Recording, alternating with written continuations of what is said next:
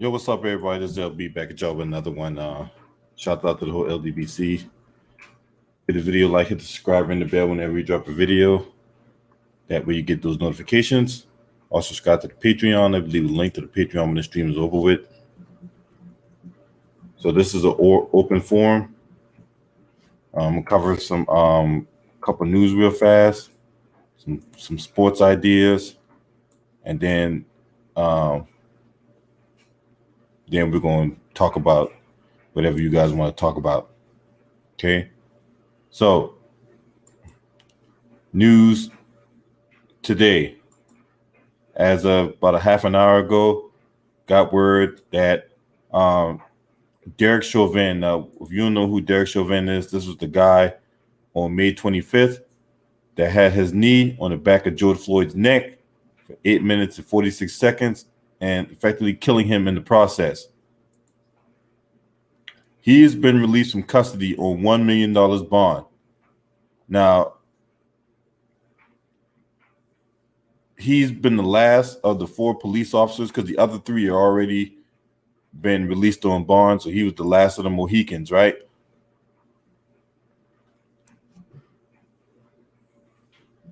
Currently facing charges connected to the death of George Floyd.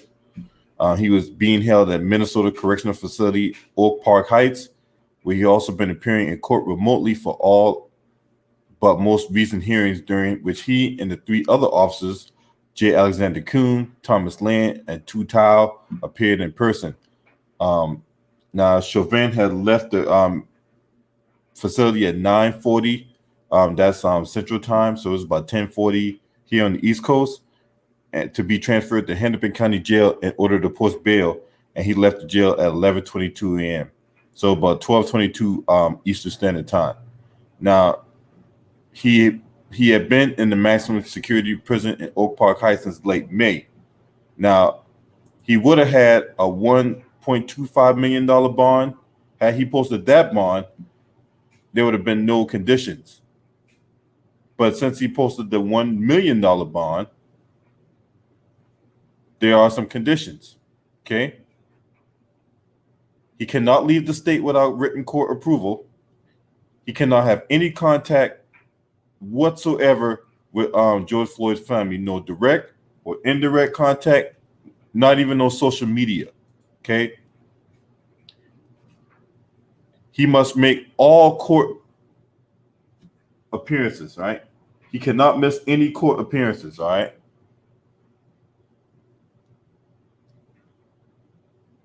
And obviously, he cannot break the law. All right. Now, according to state court records, Chauvin posted a non-cash bond guarantee by Allegheny Casualty. He's responsible for the small portion of it. There's a surety that's on the hook that if he were to violate it. All right. He used a company out of Brainerd that appears to have gotten a surety from a bond insurance company in California. So it's that bond insurance company in California that's actually funding this and is on the hook if Chauvin were to somehow violate conditions of the bond.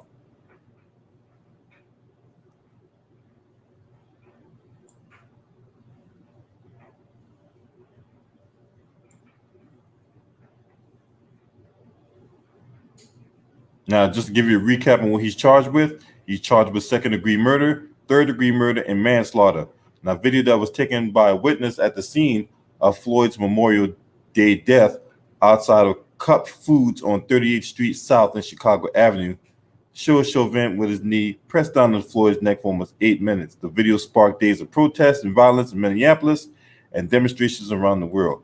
Prosecution documents in the case against 4 former Minnesota police officers charged in the death of Floyd shows Chauvin had 7 prior incidents of using neck or head upper body restraints on arrestees, including 4 in which prosecutors say he went too far. Now, Chauvin's attorney has argued that Floyd was COVID-19 positive and that his death was a result of very high levels of fentanyl and meth in his system. Now, Chauvin faces 12 years in prison if he's convicted on unintentional second-degree murder. Additionally, prosecutors also charged Chauvin and his estranged wife with several counts of tax evasion for allegedly lying about their income. because there was that charge from Derek Chauvin as well. So, this motherfucker's not out the woods yet. Shot Stephanie Dews, Real Facts TV in the building. Yeah, there should have been no bond.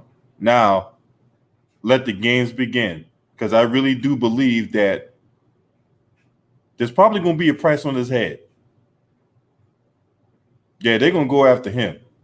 If I'm Derek Chauvin, you better order everything through Grubhub, because anybody catches you out in the street, man, I'm telling you, your ass better lay extremely low. Shout out to certain city in the building. Derek Chauvin need to lay extremely low. And this is the thing. I wouldn't be surprised if there's another protest outside of out in Minneapolis for what's going on. Wouldn't be shocked. They could go in there and go turn up at his house. So there's that news. All right.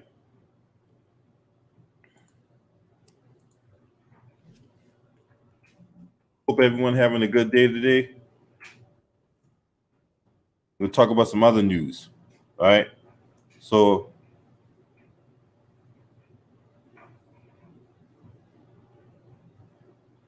here's another piece of news you might not known about.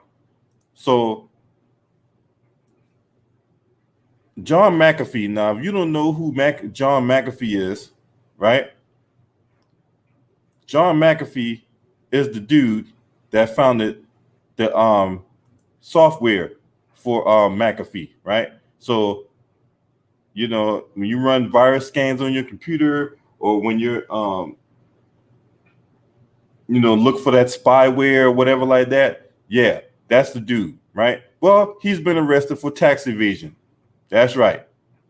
John McAfee earned millions of dollars, right? And this is the thing. Y'all won't believe what got him busted, right? And I'm telling you, it's always got to be on social media. So John McAfee tweeted last year that he hadn't filed a tax return in 8 years. He said he was done making money. His net income is negative. Taxation is illegal. Now, he's been arrested in Spain on tax evasion charges. Shocking. Now, the U.S. District Justice Department has accused him of failing to file tax returns from 2014 to 2018, despite making millions, according to an indictment unsealed Monday. He is accused of making money from promoting cryptocurrencies, consulting work, speaking engagements, and selling the rights of his life story to a documentary. His extradition to the U.S. is pending, according to the Justice Department. Now, prosecutors said he evaded taxes by directing his income to be paid in the bank accounts and cryptocurrency exchange accounts set up in other people's names, according to an indictment. He also allegedly concealed assets, including real property, a vehicle, and a yacht, by putting them in other people's names. He could face up to 30 years in prison and $1.75 million in fines if convicted. Now, McAfee was once a prominent figure in the software sector. He founded McAfee LLC, which Intel bought for $7.68 billion. That's right. Shout out to Courtney Washington in the building. That's right. $7.68 billion in 2010. The company was not cited in the indictment, but in recent years, he made international headlines for other reasons. His involvement in a murder investigation in Belize, a failed presidential bid, deportation from Guatemala, and his detention in the Dominican Republic, to name a few. In 2012, he abandoned his residence in Belize after his neighbor, Gregory Fall, was killed. He fled to Guatemala after being made a person of interest, not a suspect, in the case, and said he feared for his life. He reportedly was in Belize in the first place to lower his taxes. Eventually, his location in Guatemala was revealed through the metadata of a photo posted by Vice magazine online. He was arrested over entering the country illegally and was deported back to the United States. Then last year, a U.S. District Court ordered McAfee to pay $25 million in a wrongful death lawsuit in Fall's death, according to a Florida record. McAfee said he would not pay, and he was never suspected of murder in a statement that he posted on Twitter in March of last year. He also says, I've not responded to a single one of my 37 lawsuits in the past 11 years. They have all been frivolous. He called the order the legal extortion game aimed at America's wealthy class. And he went on a big old Twitter rant about that.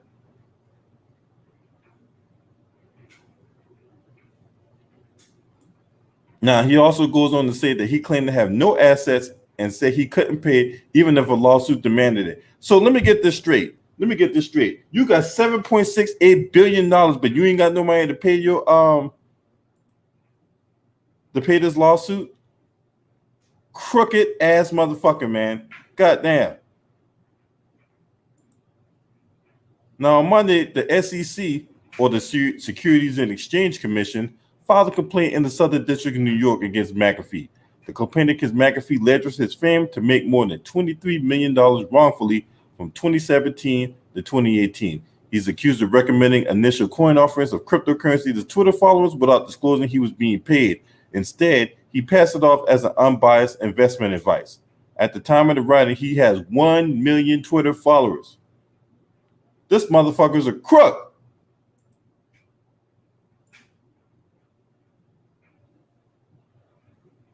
He also floated the idea of creating his own political party called the Cyber Party. He ran both times as a libertarian. He failed to secure the party's nomination either time. Now, there was a Twitter account bearing his wife's name, Janice McAfee, posted a statement Tuesday defending her husband and noting that both her and her husband's accounts are staffed by interns. Her statement, retweeted by John McAfee's account, and a team of lawyers are working to assist him. This is insane. This dude need to go to fucking jail. He lucky that them dudes ain't got to his ass when he was out there messing around in Guatemala or wherever he's been at. I mean, this dude, man.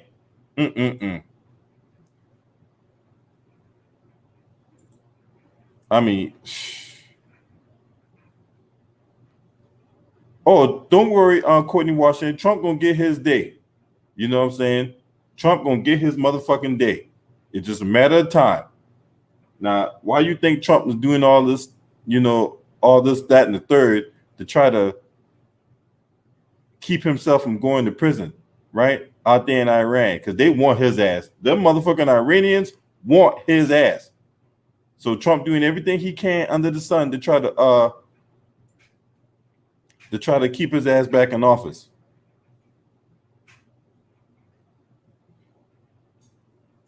Another piece of news. Let's talk about this. So the airlines has been threatening to cut people's jobs because we all know that the stimulus has stalled between that old ass hag Nancy Pelosi and President Orange himself, right? So,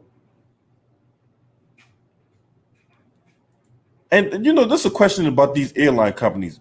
Why in the fuck they always need some kind of handout? I mean, for as much trouble these airlines have gotten themselves into, they always seem to be sticking their hand on looking for more money. And yet, these same airline companies out here, they get this money. They don't even put it back in their company. They put it back in their own pocket, and then they engage in stock buybacks and all this other type of shit. They don't need no more fucking money. If you can't handle the ones you got back in March, then no, you don't need to get no more money.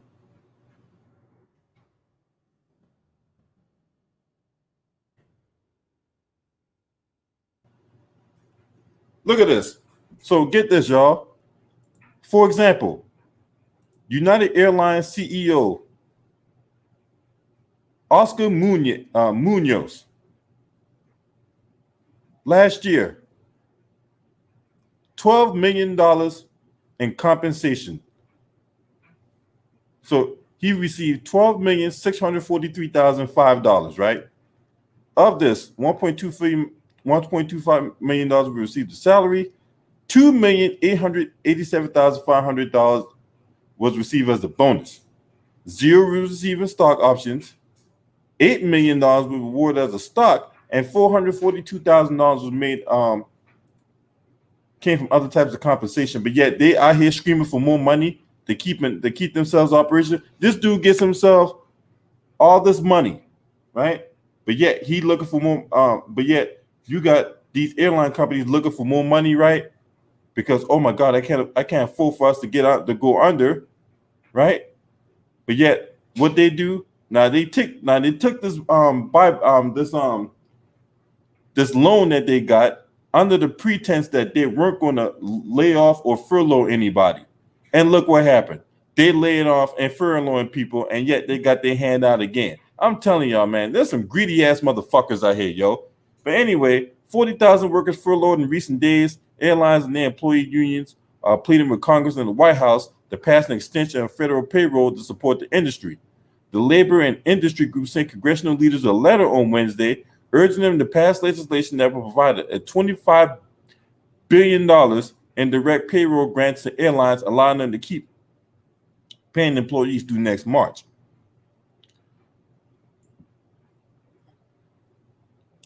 Air travel is down 70% since the pandemic began, and hotel occupancy rates are down dramatically too. Anxiety among workers in the airline, travel, and transportation industries is high amid the growing uncertainty over whether President Trump and Congress can come to an agreement on relief for the sector. But that's not the only sector they're looking for relief at, because right now you got like 30 million Americans out of work. And right now, when you got these people out of work, people ain't trying to go on travel. People ain't trying to stay in hotels, because it's not like they lowering the price of the airline tickets, and they're damn sure not lowering the price of these fucking roach motels. So if you got people out of work, you guys not trying to lower the price of none of these flights or none of these hotel rooms, then people are not going to chomp at the bit and go out their way to purchase your items. So if the sector's struggling, then yeah, people gonna get laid off, and that's unfortunate. That's sad, but look, in my opinion, the federal government, right, and people that operate it, or people who we elect to be in charge of it, are some bunch of stupid ass motherfuckers, right? It should be very simple as to how we fix this, right? Maybe if you pay Main Street, then Main Street will fund Wall Street. I'm going to repeat that. If you fund Main Street, then Main Street will fund Wall Street. In other words, if you put money to the people are going to put money back in these corporations. But hey, what do I know, right? What the fuck do I know? It should be so simple, but I guess it's anything but. Now, I open up the chat line, and if anybody want to come in here and chop this up, you know what I'm saying? What's on your mind today? Because I'm pretty sure there's a lot of other news out there that I haven't covered here on this open forum.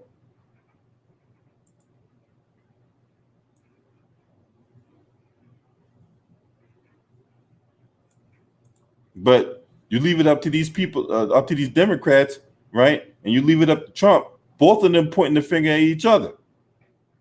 Hey, it's all Trump's fault. Trump didn't. Trump, he ended all the talks, and then Trump gonna go back and say, well, it's the Democrats' fault. The Democrats are, they're playing hardball here.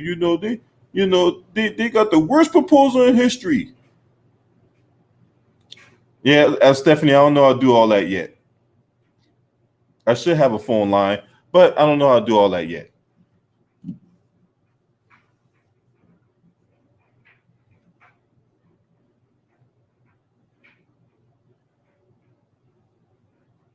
Maybe it's simpler than what I think it should be, but anyway. But yeah, Mitch McConnell, yeah, we all know about that dude. I think it's time for him to retire also. Time for Moscow Mitch to retire. He got to go, because this is ridiculous what's going on right now here in the United States. You mean to tell me nobody Nobody. Nobody ain't trying to do nothing. We all gonna sit here and play hardball and play games with people's lives, right? Nobody's trying to do nothing. Okay. See, that's why all these motherfuckers gotta go. They gotta go. Lindsey Graham, your ass gotta go too. Bye. And right now, there's a toss-up in that Senate race in South Carolina between Lindsey Graham and Jimmy Harrison. So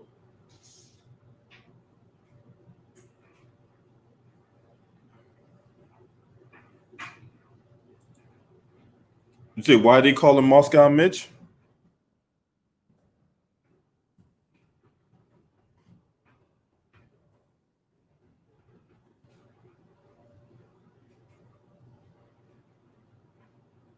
Really, I really don't know why they call him Moscow Mitch.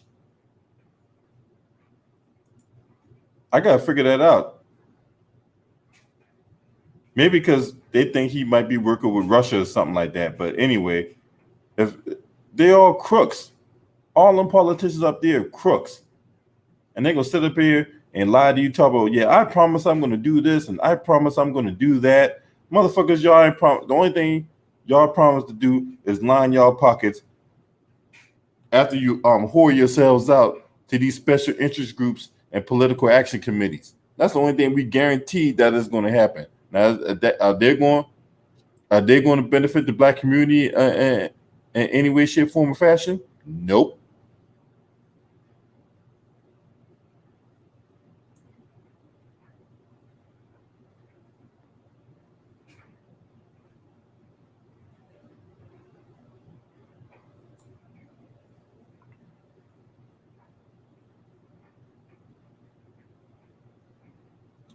Okay, so for Stephanie Dews,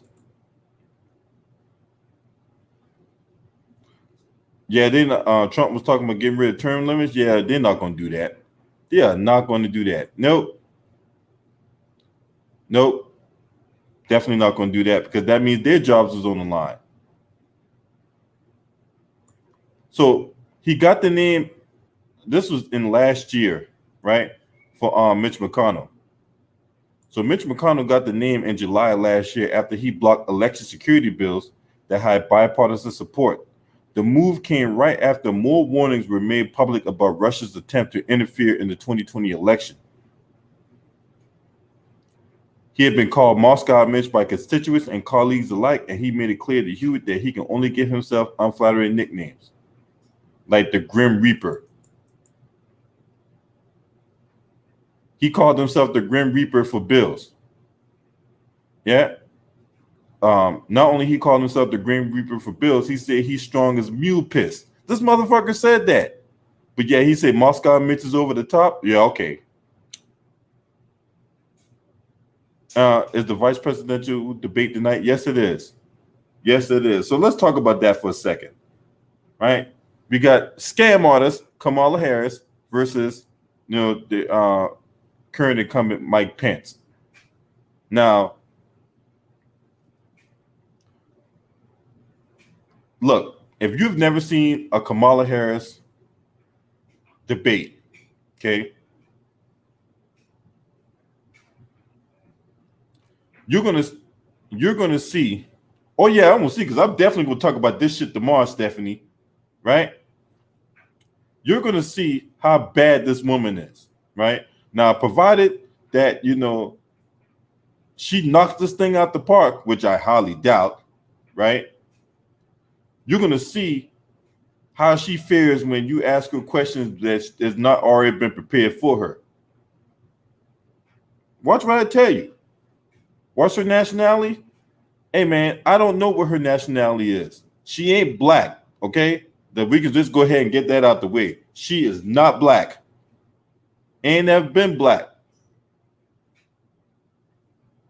You think just because you wear some Converse and put some hot sauce on collard greens, listen to some Cardi B, your non-dancing ass, and you think that's gonna make you black? Nope.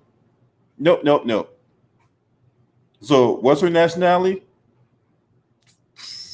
Far as I know, Jamaican and white. I don't fucking or Jamaican or some shit. Probably that's what it is. She's Jamaican. Her daddy Jamaican. So there you go. Goddamn culture vulture. Anyway, so you're gonna see how she operates when when the questions ain't these puff pieces. Like, so what's your favorite rapper? And what songs do you like? Or what do you like to do when you're not campaigning on she don't get the answer questions like that. Yeah, just because she thinks she went to Howard, she did that whole tour with Dana Bash on CNN. Oh my God, she's black, and it had this, well, Professor such and such taught here in this building over here, and then you got Professor such and such teaching that building over there. No one gives a flying fuck about any of that shit. They went on that tour, and she was out there being all joyful and all that. Now, that don't mean you're black, because white people went to fucking Howard, right? So there you go.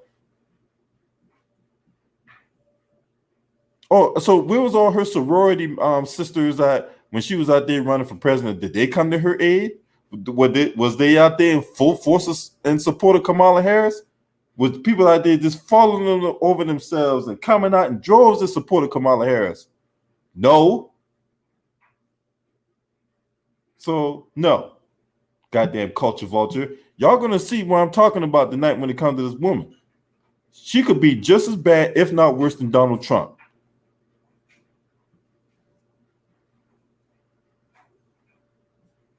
I think Mike Pence is going, well, look, we all know, look, this is the thing about Kamala Harris, right?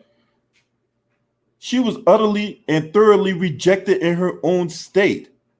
So if people are rejecting her in her own state, what makes you think people around the country is going to get behind this woman? Yeah, you're going to have a bunch of misguided black bootlicks out there that's going to, ride for this woman. But we all know what she about. She ain't about shit. She ain't trying to do shit for nobody, man. She already made that clear. When the Grill, you had a journalist for the Grill, asked her flat out, do you support reparations for blacks? And she danced around that question until she finally got, enough, stank in her pussy to come out and say, I'm not going to sit here and do things that's only going to benefit black people. No. That's what she said.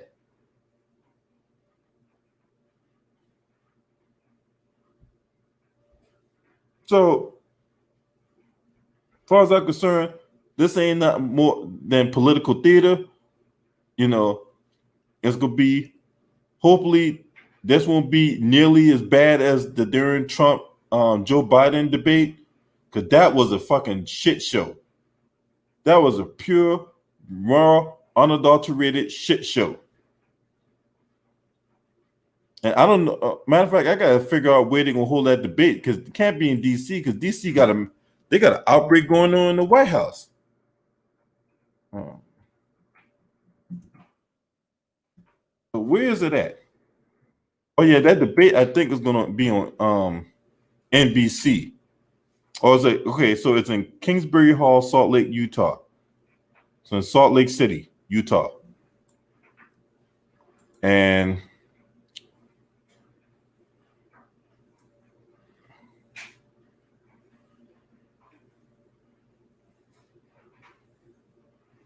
I don't know what network carrying the debate, but I'm pretty sure all the networks going to carry it. But I think NBC is going to be the person that has the moderator, because first it was Fox News with Chris Wallace, and I thought Chris Wallace, he tried to do a good job of it, but Trump made a fucking circus out of the whole thing.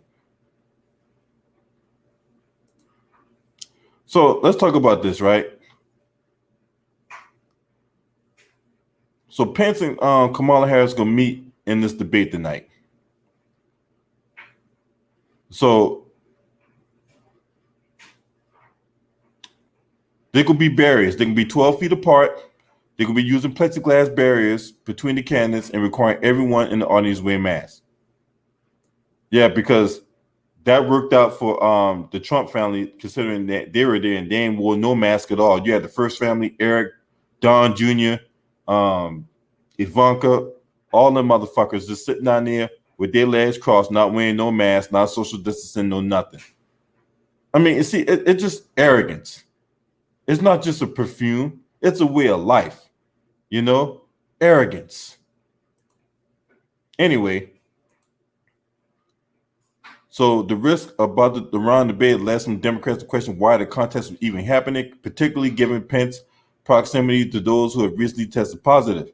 Jesse Chenault, Pence's physician, said in a memo Tuesday that the vice president did not need the quarantine because he was not in the close contact of anyone who was tested positive as defined by the U.S. Centers for Disease Control and Prevention. Also, Pence has had multiple negative results, but due to the changes in the format, we'll make a point that Pence, who chairs the administration coronavirus task force, and the Trump campaign are seeking to avoid that the pandemic has upended nearly every aspect of American life, including the way the country holds political debates. Now Kamala Harris is going to challenge this whole notion of what's going on with the global health bastard, right? Because we only had 210,000 dead Americans from this shit. So I mean,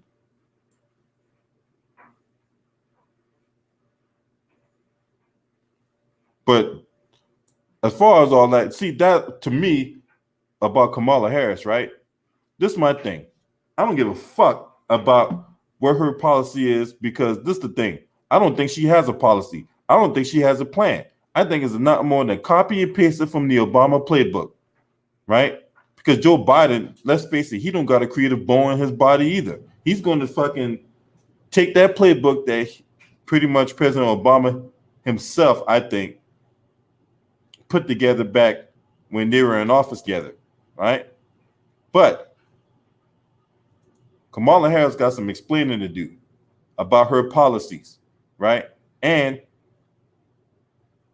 her record. Let's just be honest. Her record is going to come up. Her record as an attorney general for California is going to come up. I'll be totally shocked if it did not. Now, she entered the Democratic presidential primary as a supporter for Medicare for All because she was one of the proponents of Medicare for All. And then, all of a sudden, oh, I'm not for Medicare for All.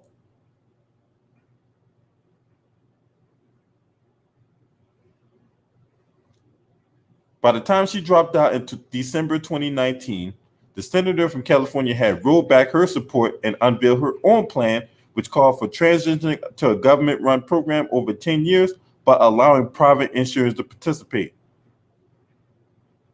Now she's making a case for Biden and his proposal to beef up the Affordable Care Act and create a public option out of it.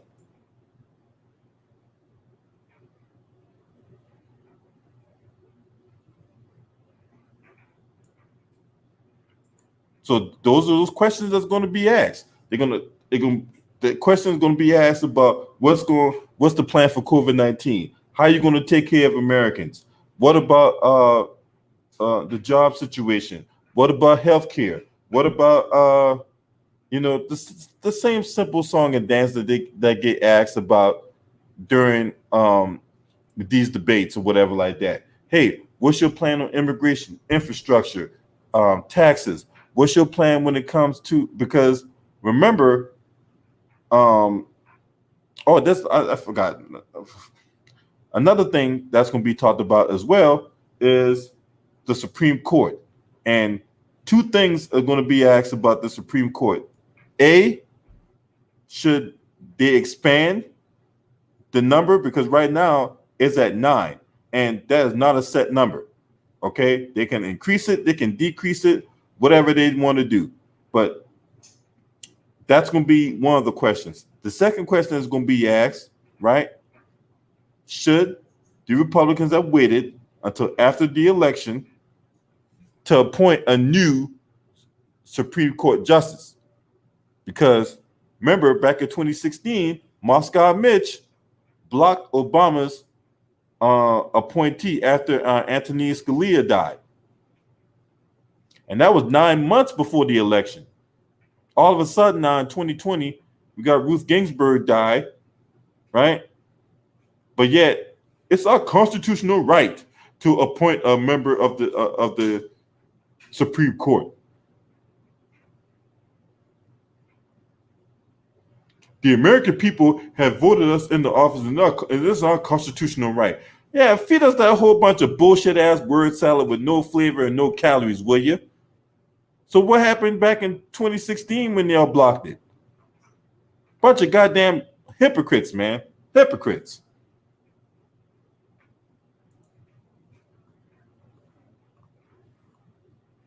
So it's gonna be interesting to say the least. The mere thought of looking at Kamala Harris just make me want to drop kick her ass, man. God damn. I don't like that woman at all, man. I can't stand this woman. Anyway.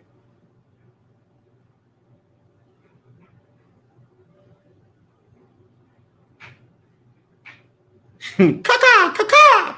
Shout out to my boy Too Raw for TV in the building, man. Too Raw, come on in here, man.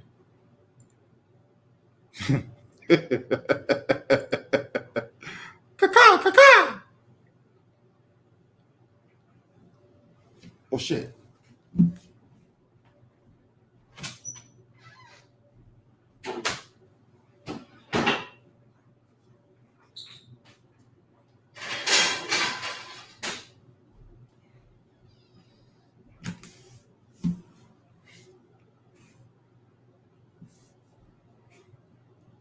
Shout out to Luda Rider Sports in the building. What up, Too Raw? What's up, man? I finally did one of these things earlier myself. I just finished doing mine.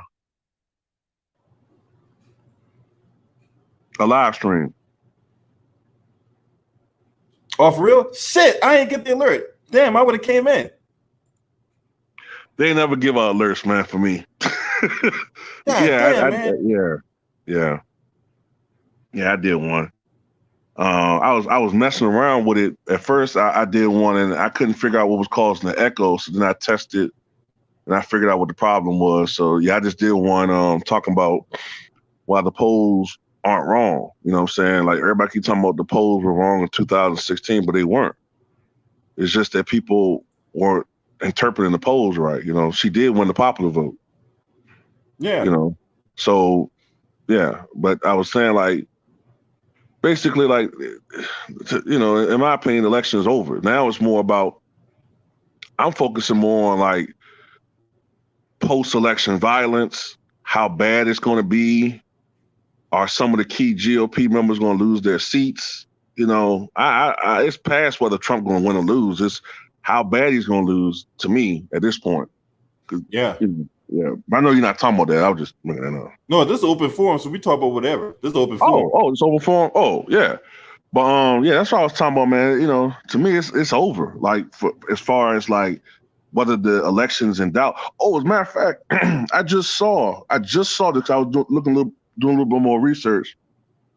Right now, they're projecting that the percentage of people who are going to vote in this election might be the highest that it's been. I'm talking about percentage of actual eligible voters. Mm-hmm. Might be the highest it's been since 1908. Really? Yep. Well, I'm gonna tell you right now, there's one person that's probably not gonna be on that list, and that's me.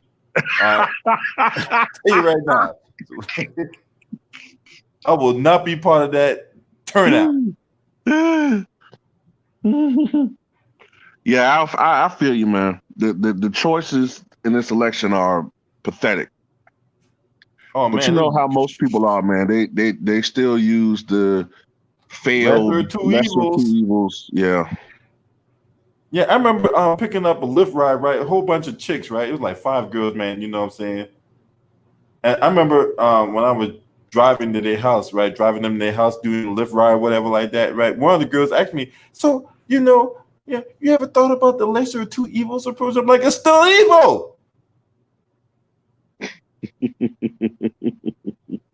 I'm like, look, I'm like, these girls was fine as hell, man. I ain't gonna sit here in front. Them chicks was fine as a motherfucker, dog. I'm like, would you go on a date with somebody you don't like? No. All right, then.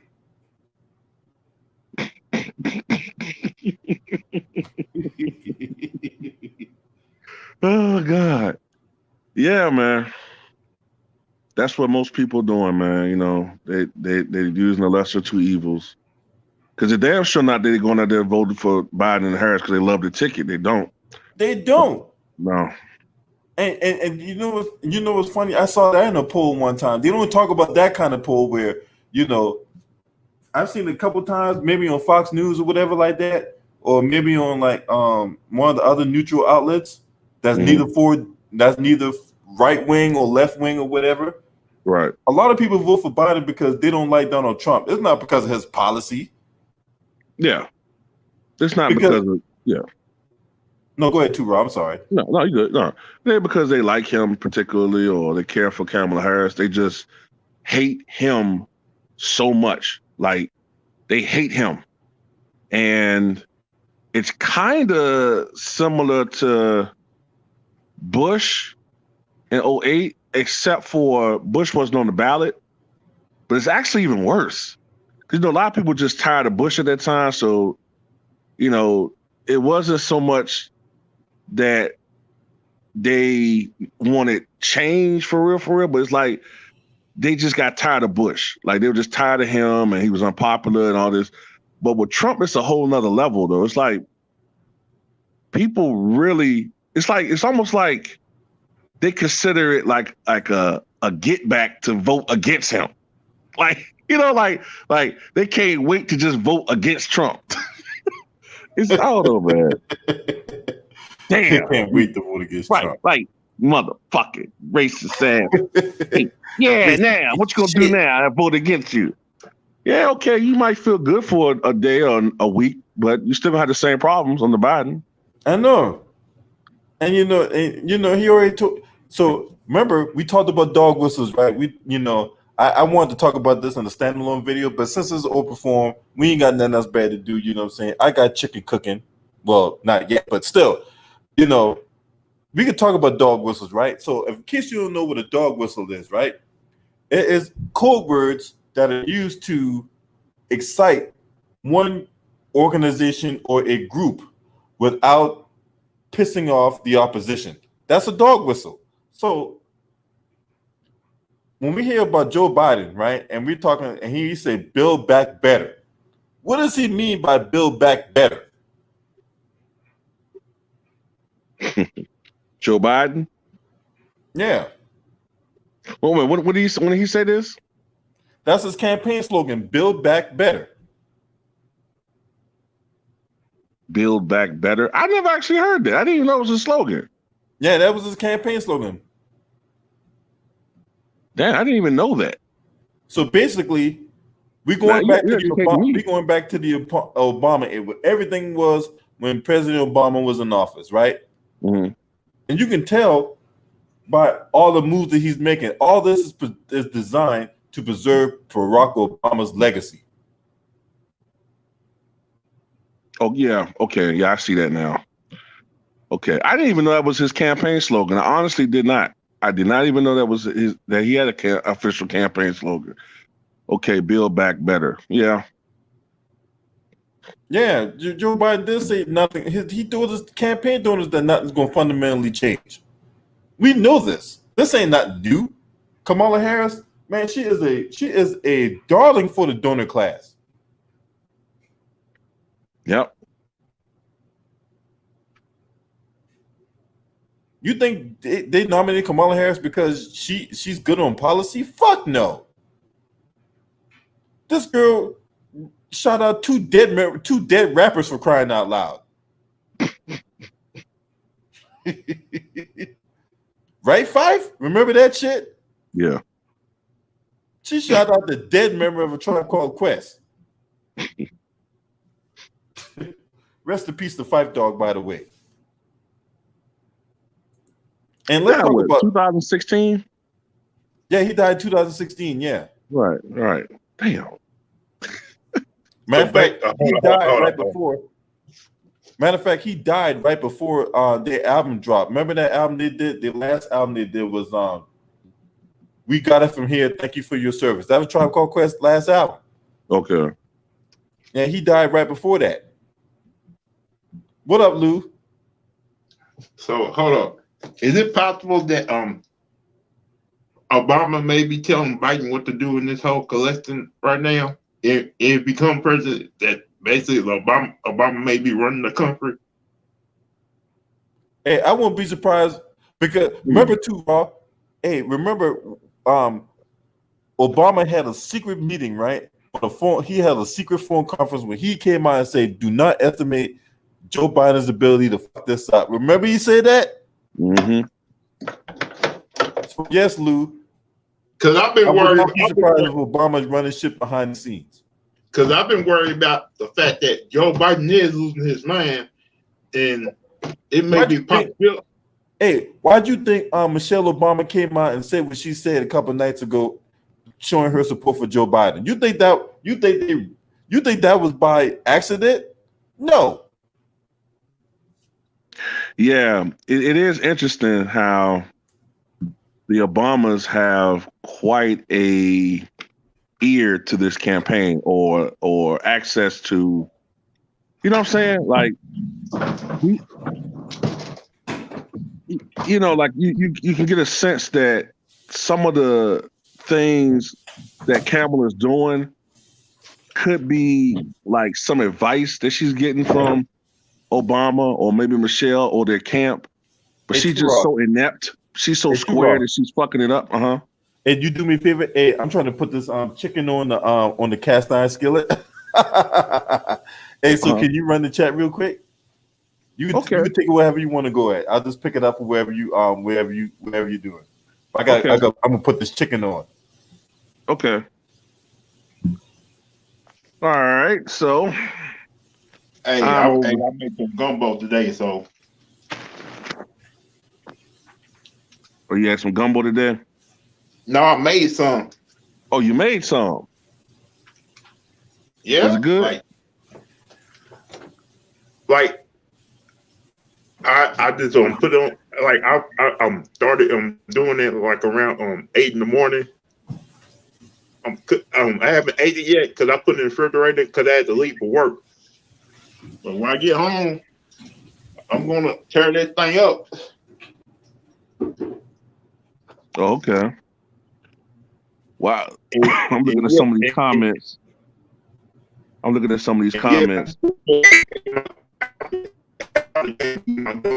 care when. You speaking robot, Lou? No, I got this mask over my I got this mask on. I can't. While I'm at work, I got work. Oh, okay. Hey, Real Facts TV. What do you mean by they got Chris Christie? You talking about their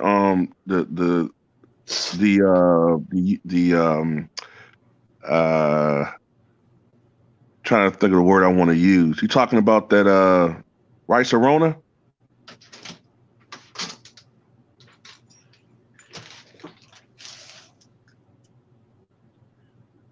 Hey, Stephanie, what's up? What's up, Stephanie? Rod, you heard about the White House almost shutting down, right? Yeah, man. It's been like what, 11, 12 people that are affiliated with the Trump administration that got the Rona, the Rice Arona. So it's like, yeah, I've read that right now to like give him like Trump official documents.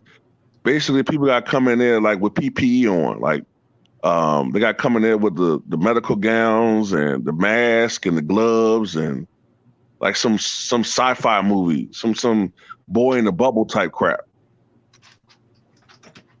When he should be in the hospital. Yeah, when I saw him take his mask off, I was like, man, what are you doing? He's stupid, man. He's stupid. And I have noticed that Chris Christie been kind of silent, man.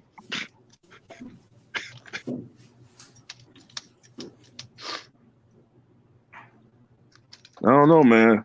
You know, Hope he all well, no, actually I don't hope he all right. I don't care anything about him, but you know what I'm saying? But He's up here saying he don't got it no more. Like, really? You still Chris got Christie. Are you talking about Trump or Chris Christie? Trump? He up here saying I'm cured, I don't got it no more. Like Man, what? yeah, that man probably breathing right now to a paper bag.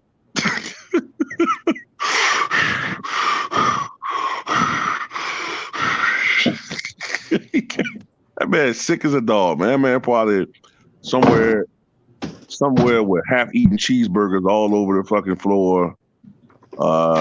In bed right now with a goddamn oxygen mask connected to him, man. He sick as I don't know what. Faking the funk.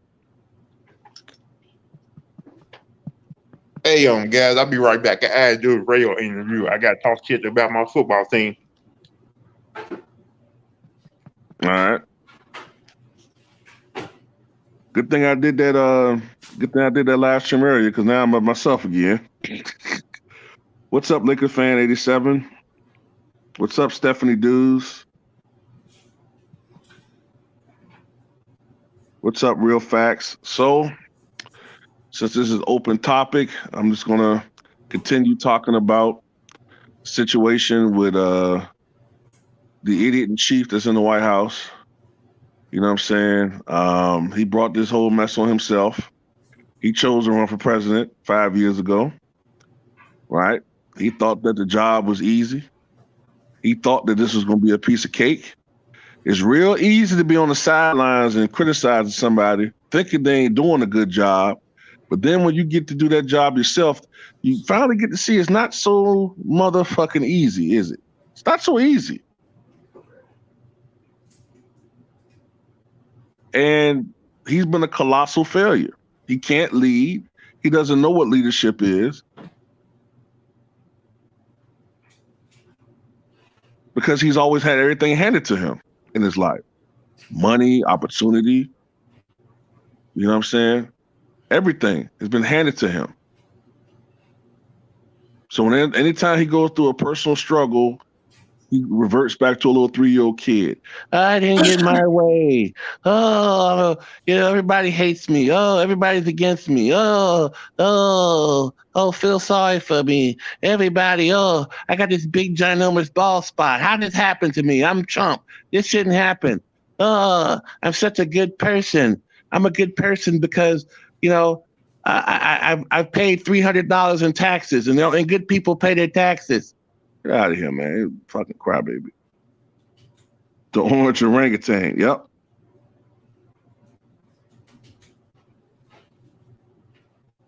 I have not heard any of these tapes yet.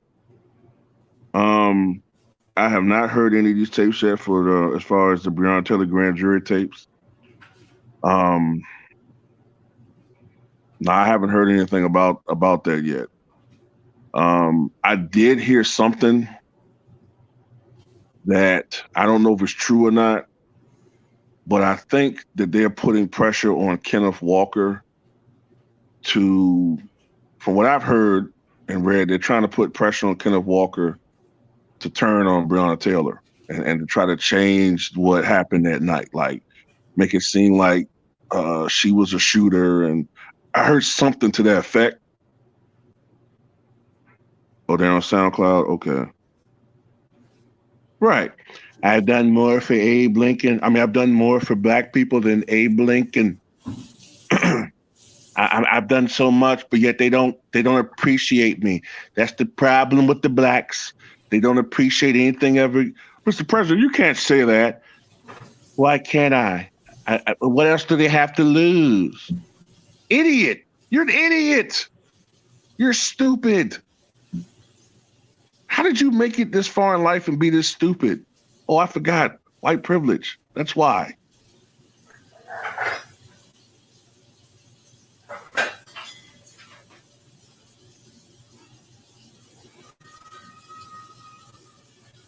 Yeah, I hope he doesn't either. I hope he doesn't. I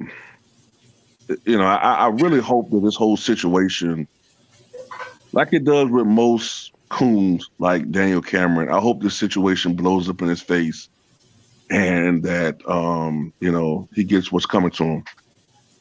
Because the thing about it, they will use one of us, those who choose to help their cause, but they're not gonna, they're gonna definitely turn on coons when the shit hit the fan. You know what I'm saying? Like when it comes time, they will relieve you of your services, leave your ass twisting in the wind. So I hope that Daniel Cameron gets the. I definitely hope he gets what's coming to him, man. They said Trump hasn't been seen in public lately.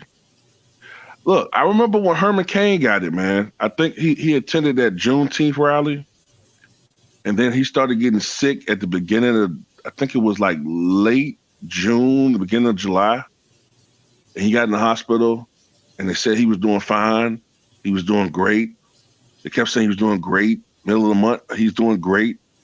July 20th, his doctors say he's doing great. July 30th, he's dead. So it's like, the way Trump was breathing, I don't know if y'all seen that video, but the way Trump was breathing the other day, man, I don't know, man.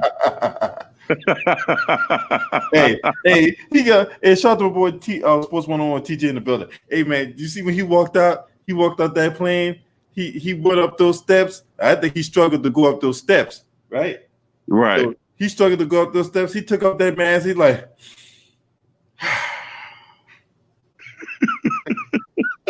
yeah, he was struggling. He was struggling, man. Lou said he had to go to do some radio interview or something. Oh, okay, that's what's. Yeah, he had to do some radio interview. Okay. All right. Now I ain't gonna stop the show.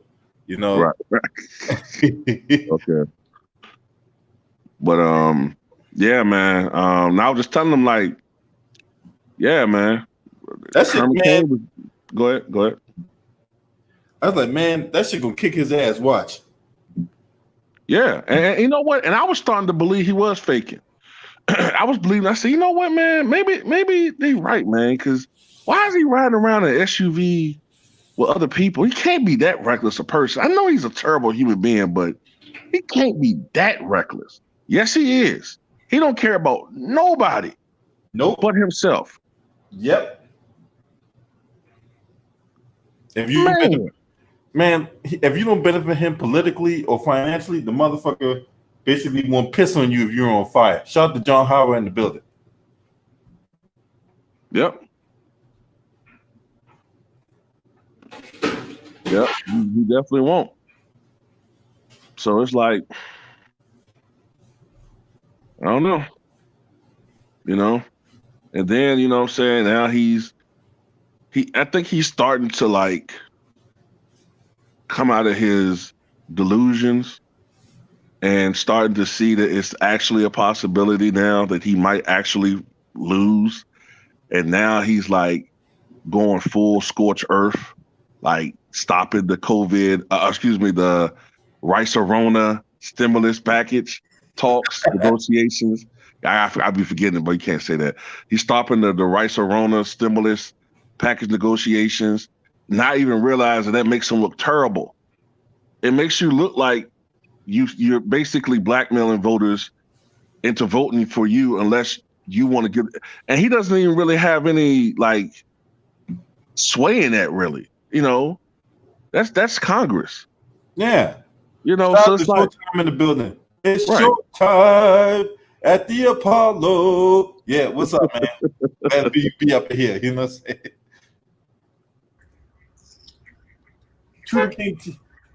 Hey, Showtime. What's up, man? Hey, what up, LB? What up, Churro? Hey, what's up, man? We talk about your favorite girl that you like to dream about in a porno with heels on, Kamala Harris. Oh man, she should probably most likely the next first female black vice president. Oh, whoa. let's back up a second.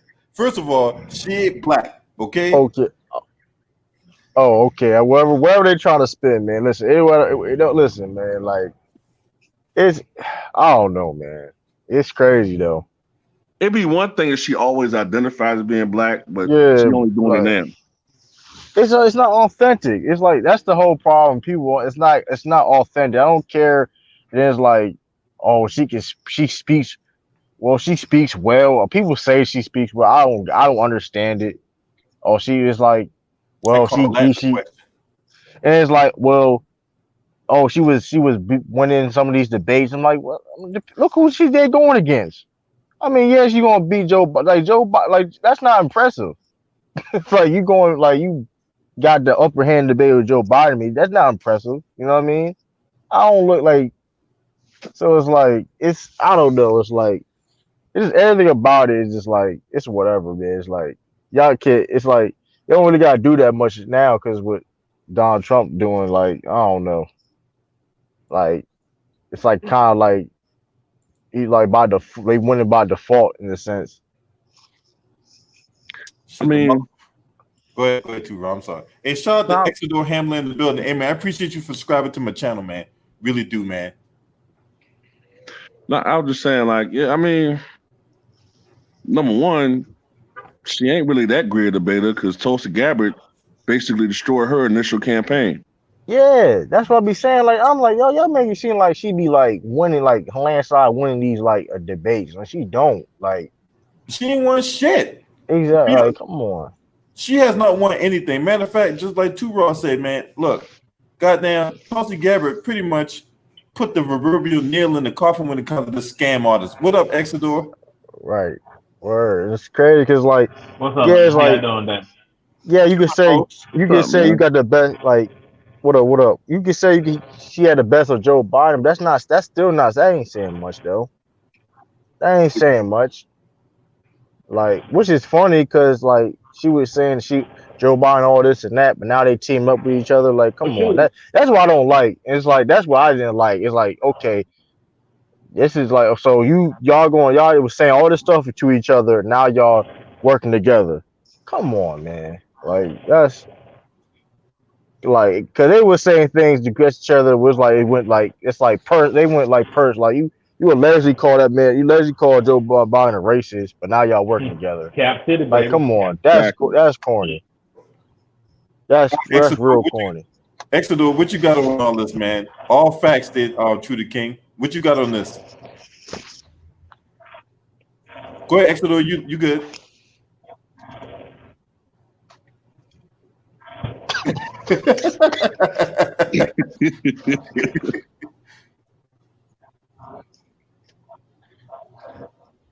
Man, it's like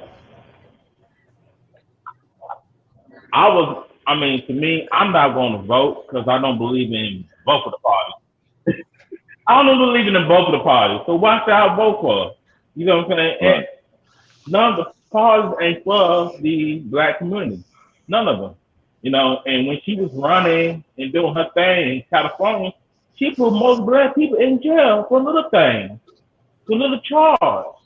So whatever you do in the past, you're going to do in the future. Who gonna stop you? Yeah, I'm like, it's like, do you rather somebody lie to you in your face, or somebody just tell you what it is, and that's how it's gonna be? That's true.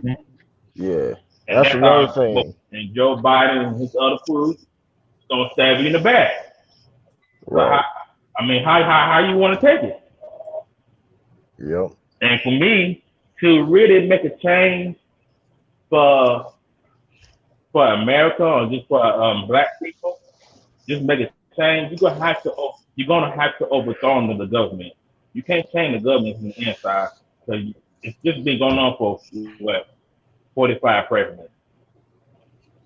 That's how I feel about it, man. Yeah, man, I'm right there with you, homie. And shout out to Intelligence Cycle in the building as well. Yeah, she did turn to a laughing stock after that. You know, yeah, just like True to King said earlier. She was, oh, hey, Unique Dom. Mwah. Yeah, hey, I want you. Hey, you sitting up there talking about mind control. How about you take control of me? That's right. That's right. I'm gonna hit you up in your DM. That unique Don. Shout out to the queen of the building. You know what I'm saying? That's right. You can have dominion over me any day of the week. You just let me know what day. Word. Like, yeah. That's right. Yeah, Nobody, and I mean nobody, go at unique Don. That's you know what I'm saying. That's I'm trying to shoot my shot with her. That's right. Anyway, back to business. You know what I'm saying. Ain't trying to kick game on Yahoo. I mean, not Yahoo. Goddamn, boy. Hey man, that was so far back there. yo. YouTube. YouTube. Yeah, YouTube. God damn, boy. Yahoo was so 20 years ago. God damn, boy. Yahoo!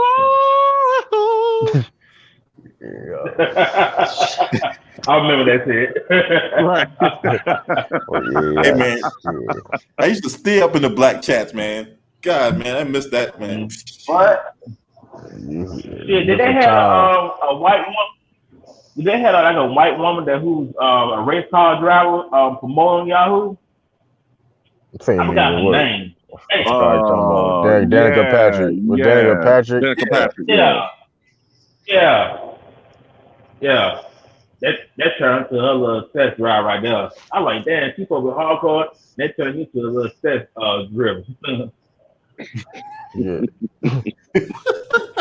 Man. That failed though. It failed. Yeah, it does. That's true. Yeah. Shit. Man. Do they probably have a debate today? Vice President supposed to have a debate today at what, 7 o'clock or 8 o'clock today? I think the debate run 9 o'clock, if I'm not mistaken. Let me see what time that goddamn debate is, man. It'll probably be 9.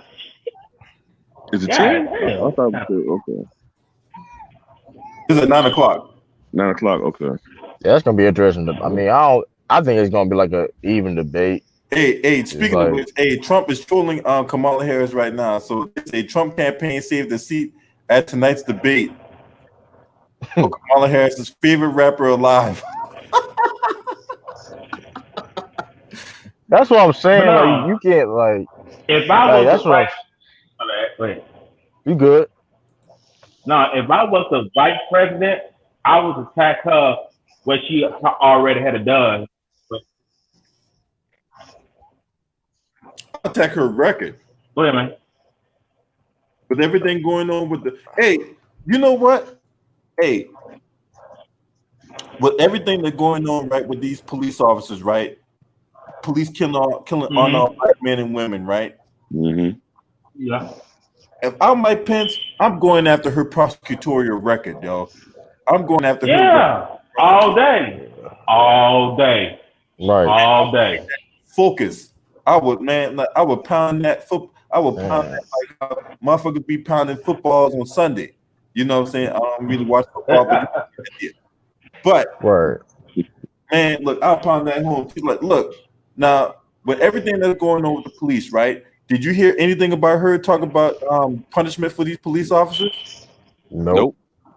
Did you hear anything about them saying anything about defunding the police? Nope. Did you hear anything about her saying that police officers hell no, need to go to jail and face charges for or what about the lawyers who practice prosecutorial conduct like she hadn't done that once or twice, right? Has she said anything about that? No. Nope. She said shit about that. That's what I'm saying. Like, she's I don't think Pence really got to do. Yeah, only Pence really got to do is tack on like, okay, you said everything about Trump, but you still pretty alluded that Joe Biden was racist. And now all of a sudden you're all together because Joe Biden needed a black vote.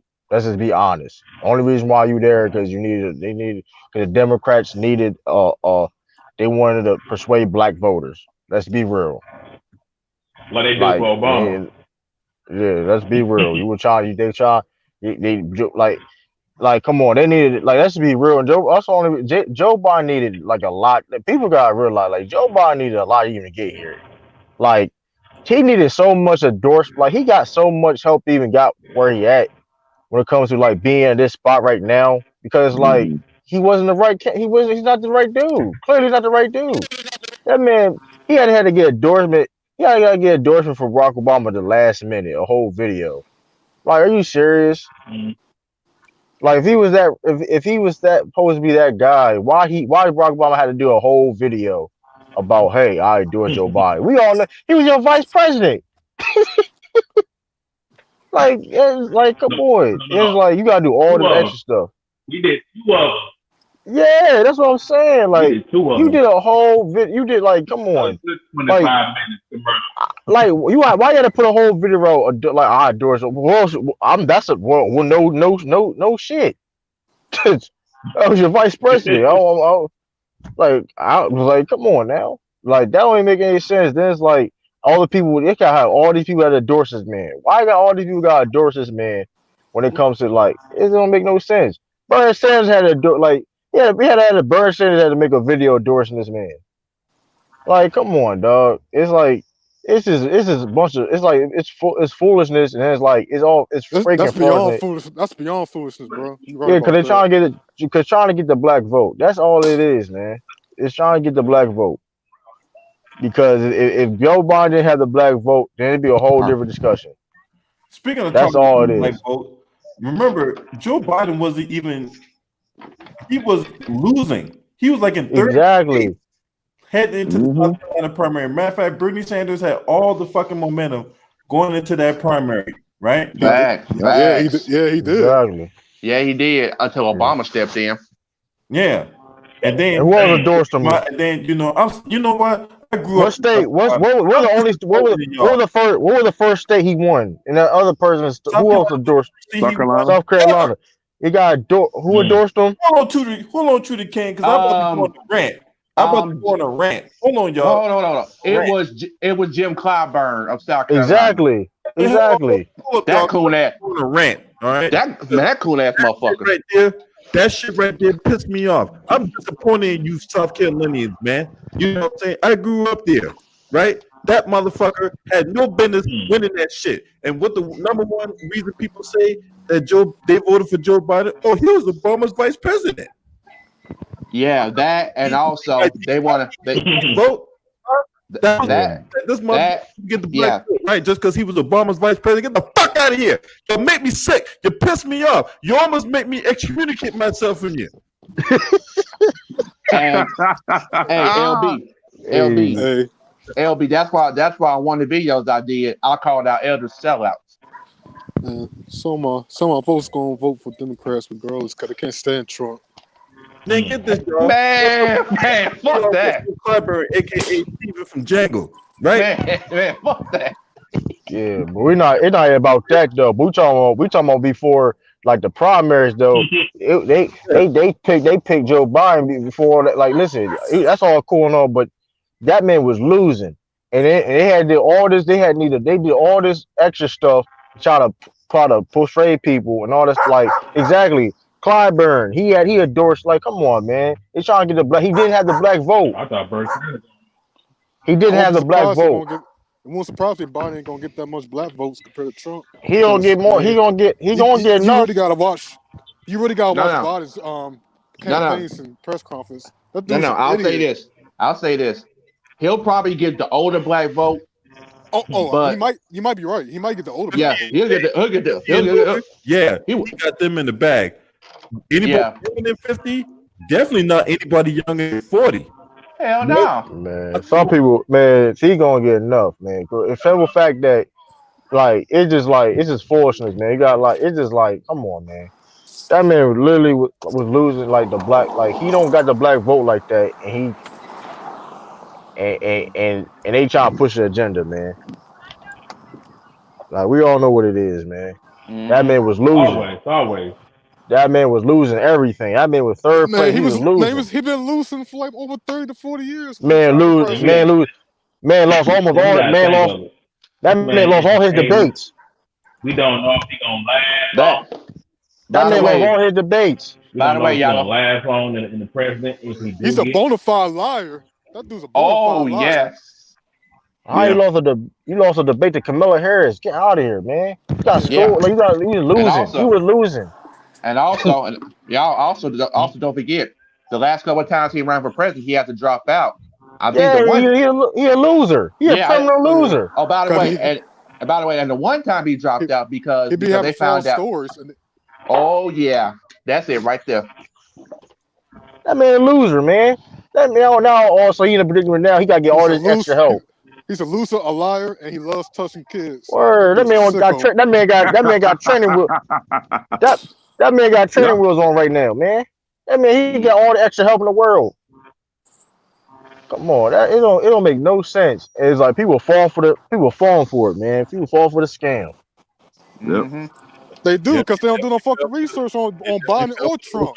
They both fucking bad. One of them probably just as bad as the other one. We don't know which. Talking about he on top of his class. You a liar. Man, he was a liar. Yeah, he was a fucking liar. I saw a video of that shit. That's why he was mad. They exposed his ass. I watched that video. Yeah, just like Kamala Harris talking about, she was on top of her class. No, bitch. The only thing you was on top of was on Willie Brown's dick. Hey, yo.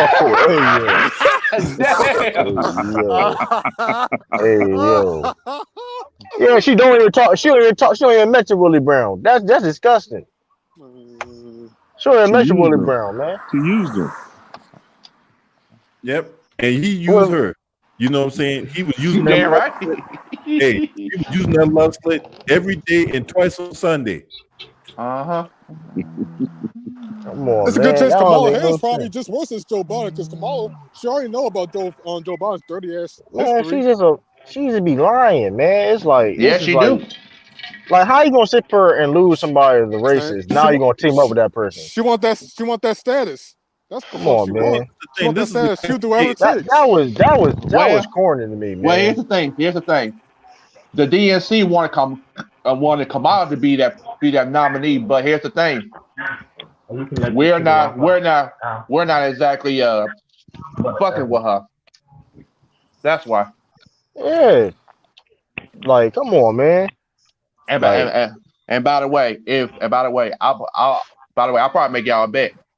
How much y'all want to bet that in 2024 they gonna tell everybody in the DNC do not run against Kamala Harris if and when somehow she ends up president during Biden's term, because they can't tell nobody do it though. I ain't gonna.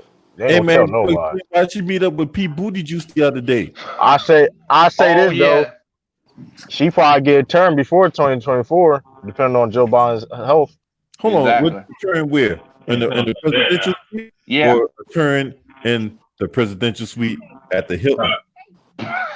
Hey, yo. Yeah, that's what I'm saying. That man's health is not good. No, it ain't. Bro, that's crazy, man.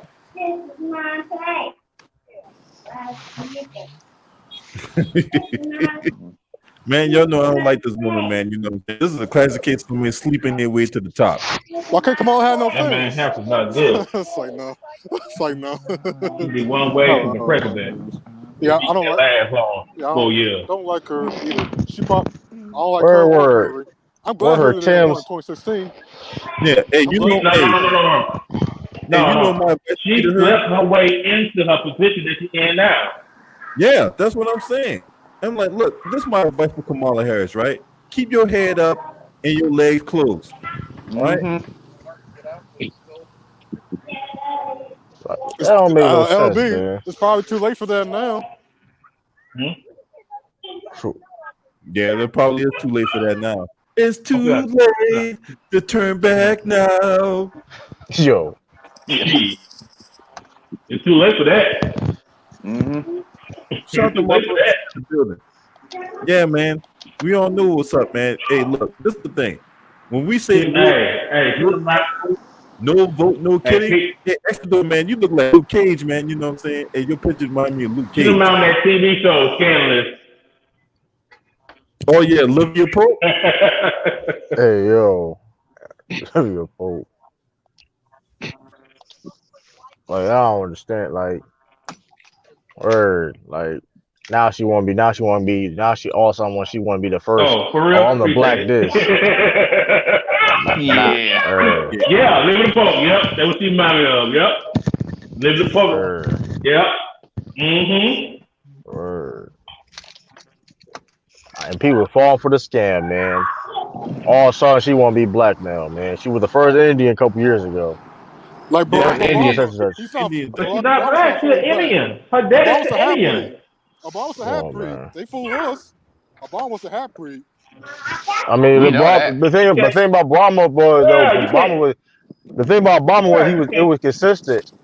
It was consistent every time. So it really didn't like, oh, he was black this, he was black that. You know what I mean? It wasn't no. He's a half breed. But I mean, my great grandfather was Indian, but I'm still black. I ain't claiming him from years. I got Indian on my mother's side, and I'm black/brown. word, I man. got African on my father's side. I don't really fully know because I never asked him. Word, like it's insane, man. People fall for But no, she's a the fucking trap. fraud, man. A lot of people need to wake the fuck up. She's a fraud. Like Man, shit, people ain't man. gonna wake up. People gonna see though. What? But here's the thing though. But you know what? I can't wait because when things are still where it's at right now and stuff like that, and people showing ever complain and what's like, come on, it's gonna be the same. It's gonna be the same shit like all the time. Cause first of all, they don't get along. The parties don't get along. They can't. That's the other thing too. It's a problem. Like how? Okay, y'all can be in different parties, but the fact that y'all can't get along, that It's affects the like being people. stuck in the matrix. Yeah, like That's not entirely true. Some do get along, but I'll say this: when it comes to screwing us over, they get along just fine. yeah. But I'm saying though, it's a lot of dumb shit you see when it comes to passing these laws that affects the people. You Yeah, know what I true. mean? And it's like, come on, it's like it's ridiculous. It is like people say, oh, Trump. Like people say, well, oh, watch we just Joe Biden's gonna be way better. Like it ain't gonna get fixed, No, man. it won't. First of all, I don't trust nobody saying that I ain't gonna be a black person president. What you mean you ain't gonna be a black person president? Aren't you black? Like I don't like stuff like that, man. I don't care like because in the day, don't sit there and say, I'm not just a black person president. No, but if you ain't gonna do nothing if you black, you ain't gonna do nothing for black people, then you ain't gonna get my support. Like that's stupid. Damn right. Damn straight. Man, like I said, if I'm Mike Pence, I'm stick, man. When the opportunity strike, I'm going after her record. Now you got a majority of fucking asswipes. Now I don't know if anybody ever look at the Hill, but you know, a lot of people think that Kamala Harris will win the vice presidential debate. And this is my thing. This is the question I got for these mindless numbskulls out here. How?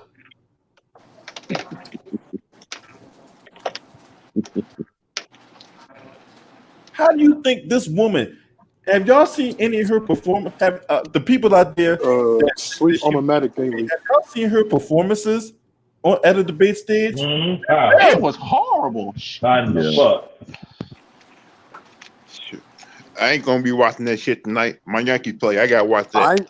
I'm not watching that either. I'll watch it just for curiosity purpose. Same. All right, man. I like two Rounds probably do a better job than her right now. Facts. But you know what though? The media likes to spin shit though. You know, like we can watch it and we can see that Mike Pence won, but they'll somehow spin it to where Kamala won. Yeah, somehow she won. You know, especially some crazy ass women on The View. Yeah. You probably gonna most likely break it down since you're gonna watch it, bro. You're gonna pretty much gonna break it down since you're watching it. Cause I know you probably gonna do that. Show's still on TV. It is, unfortunately. If I watch it, which I'm not, only way for me to watch it if I'm gonna break down what the fuck she gonna say. Hey, LB. Yeah. Remember when Sarah Palin's stupid ass beat Joe Biden in that vice president's debate 12 years ago? Oh yeah, I remember that. Oh my Sarah God. Palin beat him. That must be that bad. Yeah, that is a fact. Bruh. It must be Yeah, that that is a bad. fact, Claude. That is a fact. Wow. That is a fact. I definitely forgot all about that shit. Oh my I God. think talk about that. That was a fact. That beat man's him. listen, man. That's a fact. That's why a lot of people was going behind her too. That's why. Listen, that's a fact. That is a fact. Nobody want to talk about that. They try to sweep that under the rug like that didn't happen. That is a fact. And then remember, after she won that debate, that's when the most people in the media start attacking her. And that's when Katie Couric got her in that interview. Talking about, I can see Russia from my house, and do you read? And they just make it like she's an idiot and shit. I'm not saying I was endorsing her, Sarah Palin, but I could see they had to end for her after that debate and shit. They had to, man. That's damage control. You had to do something. Can't you read this thing? Can't you read this? Can you read this? Shout out to Gideon in the building. Yeah, man, that's crazy, man. Hey, Sarah Palin, hey, they made pornos after her, Who's nailing Palin? Oh yeah, I remember. I remember. Oh, I heard about that one. Yeah, I heard about it. Yeah. There was a porno I called "Who's Nailing Palin." I was saying that. I was like, "What the fuck is this?" Yeah, that shit was crazy. But yeah, man, I remember Joe Biden. Well, he got dementia, so he probably don't remember Sarah Palin beating him in that debate. But thank God for the internet. The power of the information age. We can go back in the archives and we can say all the bullshit, racist things that you said, and how you wrote that crime bill, and how you called it Biden's law, and we was just supposed to forget about all that, right? Hey, did he ever apologize for doing that crime bill? Hell no. Hell no. My mother said he did. I'll say, hold on, where? No. That motherfucker ain't apologize for shit. Man, I would have found out about that shit. I was like, hold on, sister, he apologized. No. Man, I threw a hockey spin on that. I know.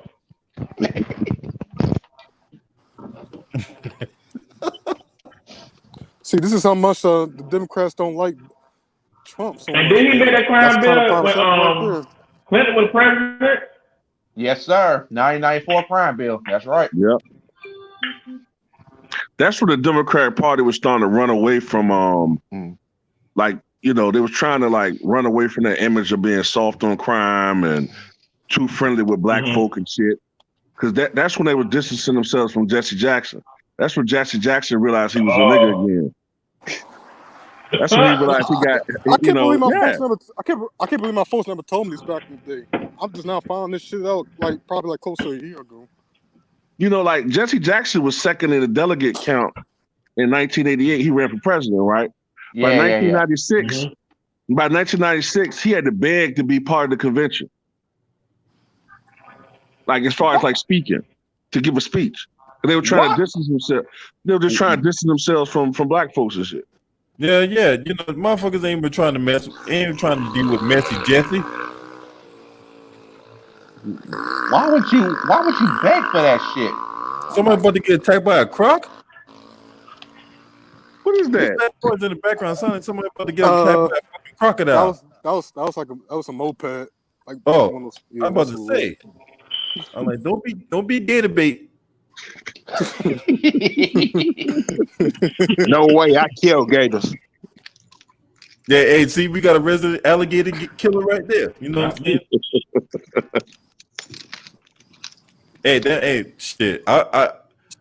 Hey, man, you know what I'm saying? Take the crocodile skin, make some fucking shoes out that shit. You know what I'm saying? Look at my killer crocs right here, boy. You know? Hey, they pay you well for that. I got the Crocs on right now, whole time. See, there you go. You know what I'm saying? So if you got caught up by that crocodile, he really gonna get pissed off. You know what I'm saying? Motherfucker, you wear my cousin. Where my cousin?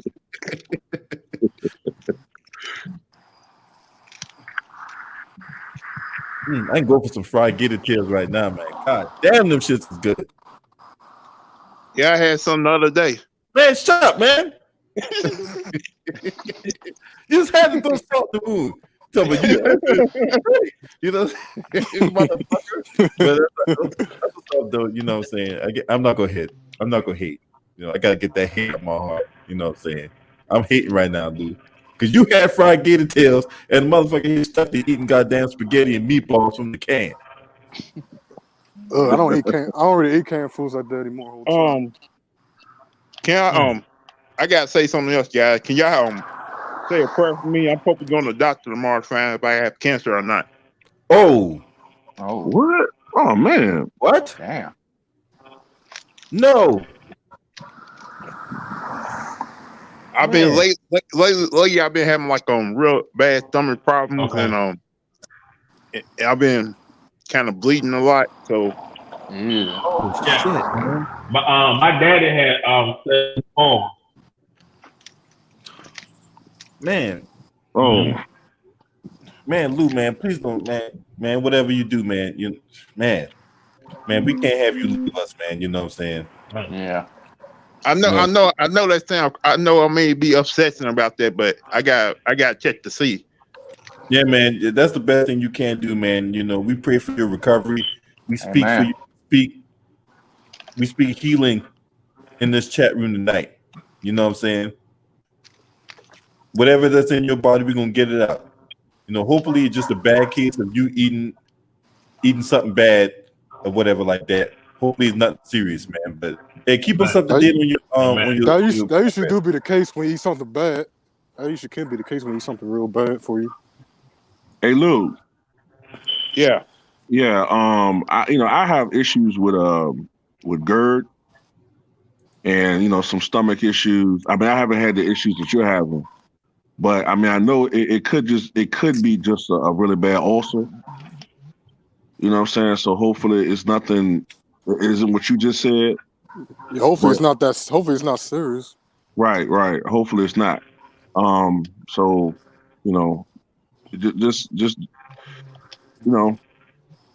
just take it like this. At least you're going to the doctor to see what's going on. You know what I'm saying? Yeah, I agree, man. Because we don't want that to happen to you, bro. Straight up. Mm-hmm. Yeah. Man, it just people like half my family members had passed away from cancer. I don't want. I know how you feel, man. Yeah, man. I know exactly how you feel, man. That's not a good thing, man. I'm telling you. I haven't told my brothers or sisters or my mom yet about this. So, how old are you, Lou? I'm 39. 39. Okay. Man, you right there with us, man. Okay. Because I'm 41. Yeah, I'm 40. I just turned 41 a couple weeks ago, man. Yes. Y'all getting pretty old age wise. Hey, shut the hell up, man.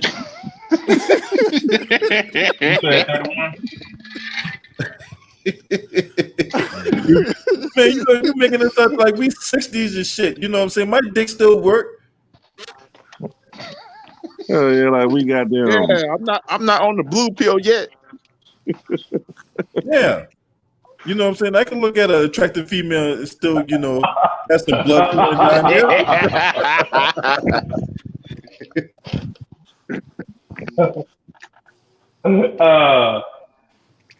I'm just going by the numbers. I'm not saying y'all not old the way y'all feel age wise. I'm just saying. Go ahead, try to clean it up. How old are you, Shaggy kid? 25, 29. 28 women. You said 21? 29. 29. Oh, shit! You ain't that you right around the corner. That's right. I just gonna go right past you. Oh yeah. I was just 29. I feel like I was just 29. Now I'm 40. Oh yeah. You ain't far away putting that tube up your ass. What? So I got I gotta start taking care of myself when I get past 30, because I did hear a lot of people say when you get past 30, you gotta be careful, man. I'll say, Hey, okay. trust me, I know, man. You know what I'm saying? My motherfucking back was hurting me today, you know, and so I took a hot shower because that's one way to relieve the thing in your back, man. But shit, that man, fuck that. I tell you one thing, man. I had back problem too. I tell you one thing, like I ain't never had back issues. People just say, man, wait till you get older, you gonna have back. I'm like, man, I'm invincible. I am Tupac to Rockalypse. Nothing can defeat me. Like I'm like, no, I don't have no problem with no back. Man, I started noticing when I was 37, like if I sit down and get up, back was starting to get tight and shit. You know, like your back be tight and shit. And then last year, I didn't do anything but bend over and tie my shoes, man. And I tore ligaments in my back. Damn. Oh, damn. Shit. Tore ligaments.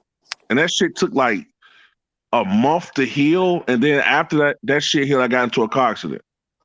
Damn. So yeah, I'm yeah, man. Like, Hey, have y'all started making that sound when you sit down? What would you sit down and take a shit and you strain and a pebble come out? No, I'm talking about when you first sit down in the chair, you start making a noise now, like you didn't never make a noise, like kind of like, oh man. oh, like that satisfaction you finally sitting your old ass down. Yeah, I know you're talking about. Ah, yeah. The bone pop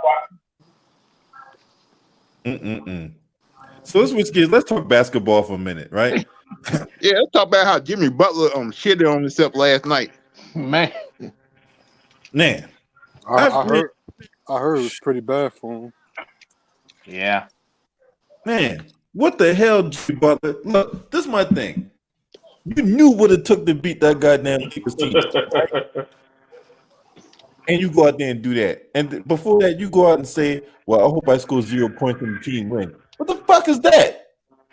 He said, oh, Jimmy Butler said that? Yes. Yeah. Yeah, he did. Man, what was he I'm gonna tell you something, man. Shit? I'm gonna tell you something. I'm gonna start withholding praise for these motherfuckers until after a series. You got to. Yeah. I'm gonna have Nowadays. to do that too. I'm definitely gonna have to do that too now. 'Cause I'm getting tired of this shit. Yeah, man. One, and that goes back to what I said back in the round when the Clippers lost to the fucking right, where a lot of us are still feeling the sting from that. But anyway, we got to be careful who we deem as superstars and all that. As far as I'm concerned, Paul George ain't no goddamn superstar. That motherfucker got knocked. He's not a superstar. He's back to being a regular star now. So what do y'all think? This series over Friday night? You think? Yeah. Friday night. To me, it's a 90% chance it will be over. Yeah. Yeah, that's about right. Yeah, that's about right. Yeah, that's over because practically the game I saw that he had the game, but Jimmy gave it away. It's over. And then top of that, Miami was missing some pretty open shots too, from what I heard from Ticket. So when you keep missing wide open shots, you ain't gonna beat the Lakers. And not only that, they were overpassing. They were overpassing, giving up layups.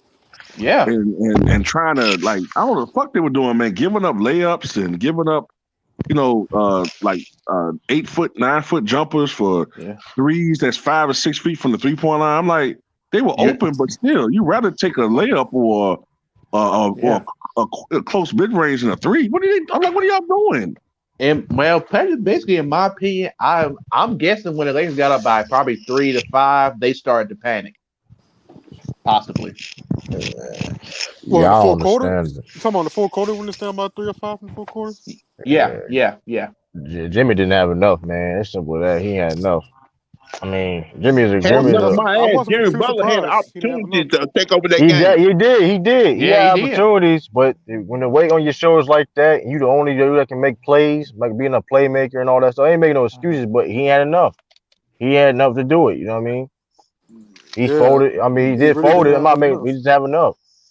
When Gordon Johnson got out, I knew the series was definitely over hands down with Gordon Johnson. So they passing the ball. They passed the ball way too much. They got enough scoring. Know how to play that can rely on scoring consistently You know what I mean? like that. Well, I mean, you got Chris. I mean, like you say, you got Chris Johnson in the dribbler, especially you saying that y'all in trouble and all that stuff. You were saying all that stuff, talking, or y'all in trouble.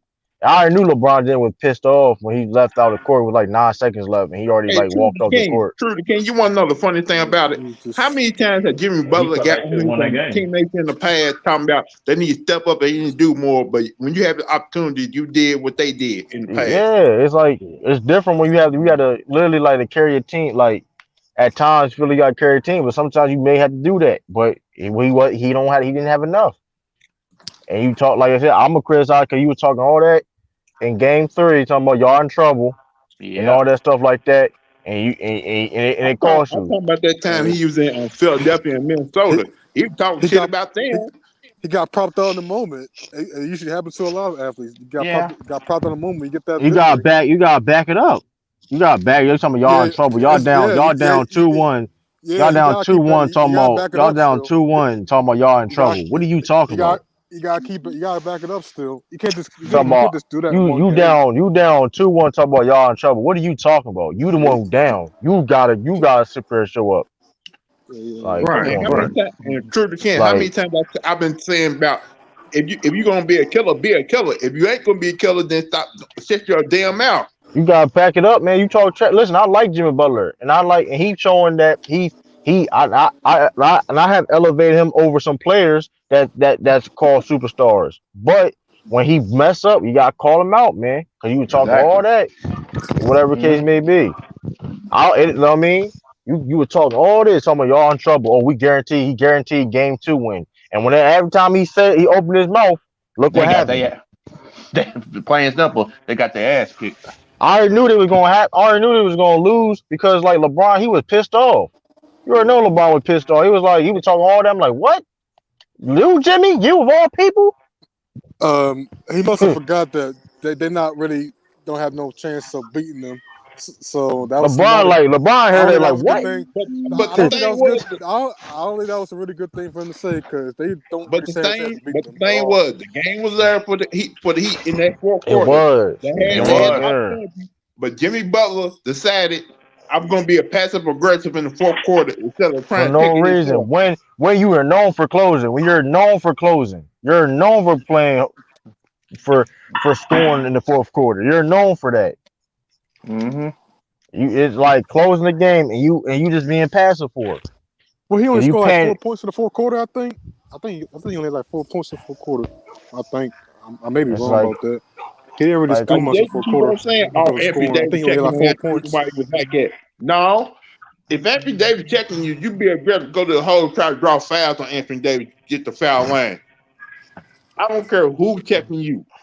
If you know you can get by them and get to the rim, you gotta take that opportunity. Yeah, like Miami had to step. Listen, man. It ain't just like Jimmy Butler is, of course, he's a leader of the team, so he's gonna get the most criticism. But like I said, them two guys hit shots too, though. If they put AD on Jimmy Butler, you can't let hit like one like you gotta hit your open shots, man. You got it like come on. Especially like you got Bam out there. If you got AD guard, you know what I mean. You got AD out with guard Jimmy Butler, then that should be, you know what I mean. Gotta put some pressure on that defense, man. We gotta blame the head coach, Aaron Spoelstra, too. You gotta blame him too, because you should have had Bam coming off the bench instead of putting him in the starting lineup. Because when you put Bam in the starting lineup, that kind of messed up what y'all had going on in the last game when you had Kelly Olynyk. I mean, to be honest with you though, it's only so much he could have done. I feel he could. I mean, he could criticize him, but it is so much he could have done. Like, because at the end of the day, they had no shot winning this series, man. It was a matchup problem from the get go. You know what I mean? Yeah, it was just bad matchup. So for real, it's not really gonna be all that bad if they do lose this series. This is highly. They don't have a bad matchup. Awesome. You can't get like maybe he could have made it closer, but still, he was gonna lose. It was no if they get 2 wins, that's pretty damn good. I ain't gonna lie. That's pretty damn good. It kind of made me wonder about something. I think they wasn't expecting to be in the NBA Finals this season. I thought they competed. Listen, they compete hard. They play hard. Don't get like they competed hard, but I mean, like they don't have no fight. They're not gonna. They're a team. They're not going. You can't just sit there and like, oh, they're not gonna give up. You gotta give Miami hat. They're not gonna give up. Facts. So I think they got certain expectations, especially, you know what I mean. But to me, it shows that they really need another star on that roster. That proves they need another star on that roster. And wow. Well, thinking of that point, who do y'all think is gonna come to Miami? Maybe Victor Oladipo. Hey, I did hear about that. Chris Paul. I did hear about Chris Paul. Oladipo may go to Miami. They did try to trade with Chris Paul earlier during the season, but I don't think that went through. Yeah, that'd be. I mean, like I said, but that's easy. That's easier said than done because Victor Oladipo. There's a lot of people gonna probably want Victor Oladipo and Chris Paul. New York probably want Chris Paul. Yeah, listen. Yeah, listen. They gotta give everywhere in the kitchen sink, Chris Paul, man. Nah, I won't go to New York. Hell, you know how much they gotta give up. You know how much hold on. You know how much they had to give up for Chris Paul, and they still not gonna make the playoff. I thought New York trying to get Westbrook. That's retarded. That's retarded, yo. I seen that. If they do that, they was stupid, yo. If that happened, they need to relocate, man. They don't even gotta be in New York no more, man. They got put them in Mexico City, man. It's gonna be interesting where Russ gonna be. Hey, but true, Ken, I think at the time they want Westbrook. I think they want Westbrook because they trying to put Bucks in those seats. No, they got people in seats. Them games be sold out, man. They don't care who's out there. They can have whole G League players out there. It's gonna be probably a lot of people bass. Man, Madison Square Garden. Listen, Madison Square Garden gonna be. They be packed anyway. That's the one thing about New York Knicks. They don't got problems selling tickets. Yeah, New York. They love it. They love basketball. I don't know why though. That's why they trash now. Though. Because listen, why do you think Dan Dolan gonna care if the Knicks is trash when he's still getting good? The tickets is still coming in. Y'all making the money. That's why. Exactly. Like, why do you care? Like, come on, you gonna sit there and blame James Dolan? Yeah, and I think he ain't that good of an owner, but still, at the same time, why do you think he'd care if it ain't no pressure on him because he's making money? Mm-hmm. That's why those fans keep on saying for him to sell the team. That's why they. Yeah, why would he sell a team when he's making money? When them games come, them tickets be selling. On some real shit, like, it kind of comes down to the coaches and the players because they got to put in the work. And that's hard to say anyway, though, because he owned like the whole Madison Square Garden. Like he owned like the whole I think don't he own like the NHL team too? Like he owns everything about Madison Square Garden, James Dolan. So that's easy said and done. But you ain't gonna you can't put pressure on them when y'all keep going to the games. Like Spike Lee. Yeah, I feel bad what happened to Spike Lee. They did Spike Lee dirty. But guess what? Why are you still going to the games anyway? They trash. They did Charles Oakley dirty too. They garbage. Listen, that's the one thing. That's why NBA superstars don't want to play for Nick, but how they did Charles Oakley. Right. Exactly. I live in Delaware. So like we see the Sixers, like I used to watch Sixers games like Sixers games gonna be on TV all the time. They don't when the Sixers was trash. It ain't go to no games. Mm-hmm.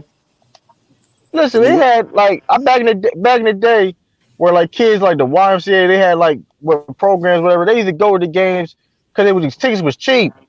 Yeah, you back in the day, you had good seats. When they was garbage, you can get some good seats in Philadelphia.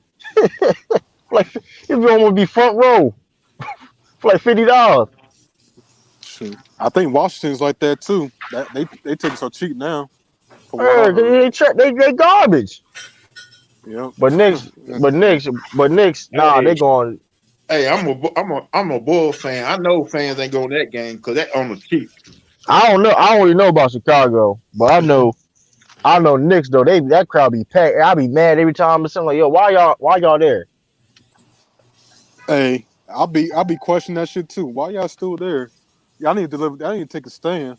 I don't want to watch my team get trash. To see the other superstars or other teams. I don't want to keep watching my team trash. They need to make a stand. Like we ain't coming to no games until y'all fucking fix the roster up and bring in a superstar. It probably be sold out when LeBron James come in town, Steph Curry come in town, and Yeah. Other NBA Oh yeah. superstar coming.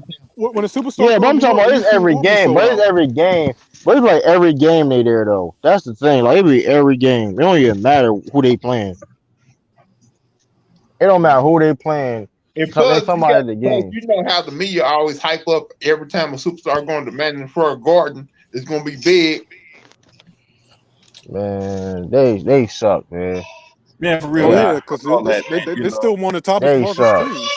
So pretty much, it's gonna lead to attraction still. Cause they fans stupid. They fans dumb. All right, since we talk about the Knicks and all that, and I'm surprised Gideon ain't up in here, you whatever. That man Barry talk about how you a Knicks fan. He a Knicks fan on Barry talk about the Knicks. He's funny as well. Can you blame him? Can you blame him? Well, he a Knicks fan. Barry talk about Knicks. He like every time Knicks get mentioned. No. He'll switch a whole other discussion. Hey man, hey man. To be fair, I felt this pain. when the Lakers was shit. I didn't say not one word. But think about the Lakers. But think about Lakers is you know that at one it was the rebuild is coming. Like it was. Knicks been trashing on how long, man? It's been a big disappointment for I don't know how long, man. The Knicks have been trash since Carmelo was there. Since 2014.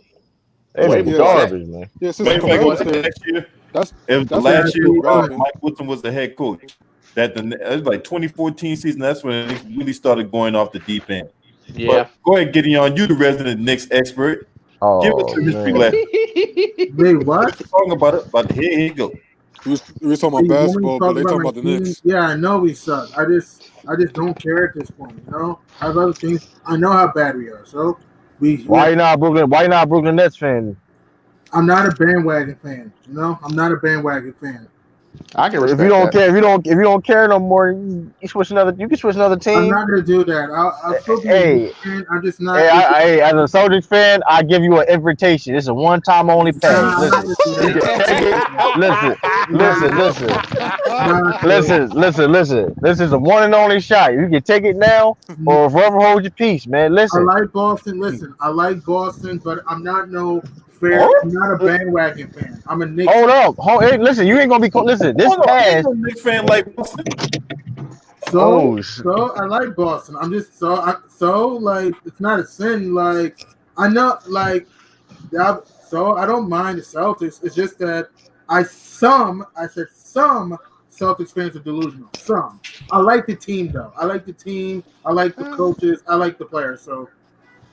Well, to be fair, every fan base has their delusional fans. That's actually pretty logical.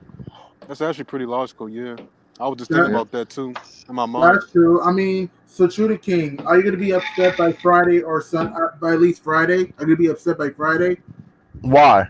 Because LA more or less going to tie you guys to the most titles in the I'm not gonna. I mean, it's just a little stinger, but I ain't gonna be upset about it. It is what it is. I mean, I'm pissed off at Butler, pissed off at Spo, pissed off at Crowder. The bench was garbage, and I gotta hear these stupid LeBron nut riders by at least this weekend. Hey man, but here's the thing though, man. Listen, LeBron could be the first player ever to win 3 NBA Finals MVPs on 3 teams, man. I mean, shit. That's a lot of talk. Listen, man, you got a lot of talk about true. LeBron, AD, the Lakers, they earned his ring. You know, I'm gonna hate. I ain't gonna lie. I'm gonna hate that shit. I really I want AD. I want AD to win. Why y'all hold on? So y'all, this is a Laker. Y'all see, this is interesting, man. I ain't gonna hold you, yo. This is the best. This is as a Celtics fan. I kind of low key been enjoying all season. Like the conflict of Laker fans and LeBron James fans, because I'm kind of loving it, low key. The conflict, because like y'all know to be happy, y'all don't know to be like mad. Now for me, there's no conflict. I've been a Laker fan since I was a kid. I've never. No, I'm just saying. Look, so any Laker fan here, y'all gonna appreciate LeBron James bringing the championship back to LA. Yes, because I have not seen a championship. I've been heard from Lakers fans like, "Oh man, it's gonna be." That's what I'm saying, though. Hey, hold on. We don't fucking like LeBron. Hold on. We don't fucking like LeBron, right? But we like the fact that he brought the Lakers a championship. Man, look, I've been a Lakers fan. A lot of Lakers fans feel that way. They have to that championship. I'm not even talking about the obvious. Y'all still won't like LeBron? Hold on. I ain't talking about the obvious motherfucker. I'm talking like guys like Go ahead, LB. And Kurt Rambis and who else? Michael Thompson and Michael Cooper and fucking Pat Riley with the hit slick back. You know, the Showtime Lakers pretty much. Guys that wore the fucking knee-high socks with the Converse high tops with the fucking Daisy Dukes shorts. I want to throw this out there. I heard that the Lakers may wear the black Mamba jerseys on Friday. That's right. Yeah, that's right. Bleacher Report just reported. Man, I don't give a fuck. I don't give a fuck what jersey they wear. They need to go out there and get that shit done. Fuck all that. On Friday. Right. I don't give a fuck what they can wear. But now for me, 1945 Minneapolis Lakers jersey for all I care. Go out there and get that done. She gotta get it done. I doubt this is gonna happen, but I'm just being funny. If Miami somehow did come back and win this series, which would be worse? This one or Cleveland and Golden State? Which would be worse? This one, obvious. I think this one probably be worse. Because the Lakers are highly favored. That's true. This will be worse. This will be worse. But still, the Warriors did go. But you already know when the Lakers win the title, little LeBron James fan gonna be acting like LeBron won 5 titles for the Lakers. Man, Braun Sessions gonna be going First crazy, of all, man.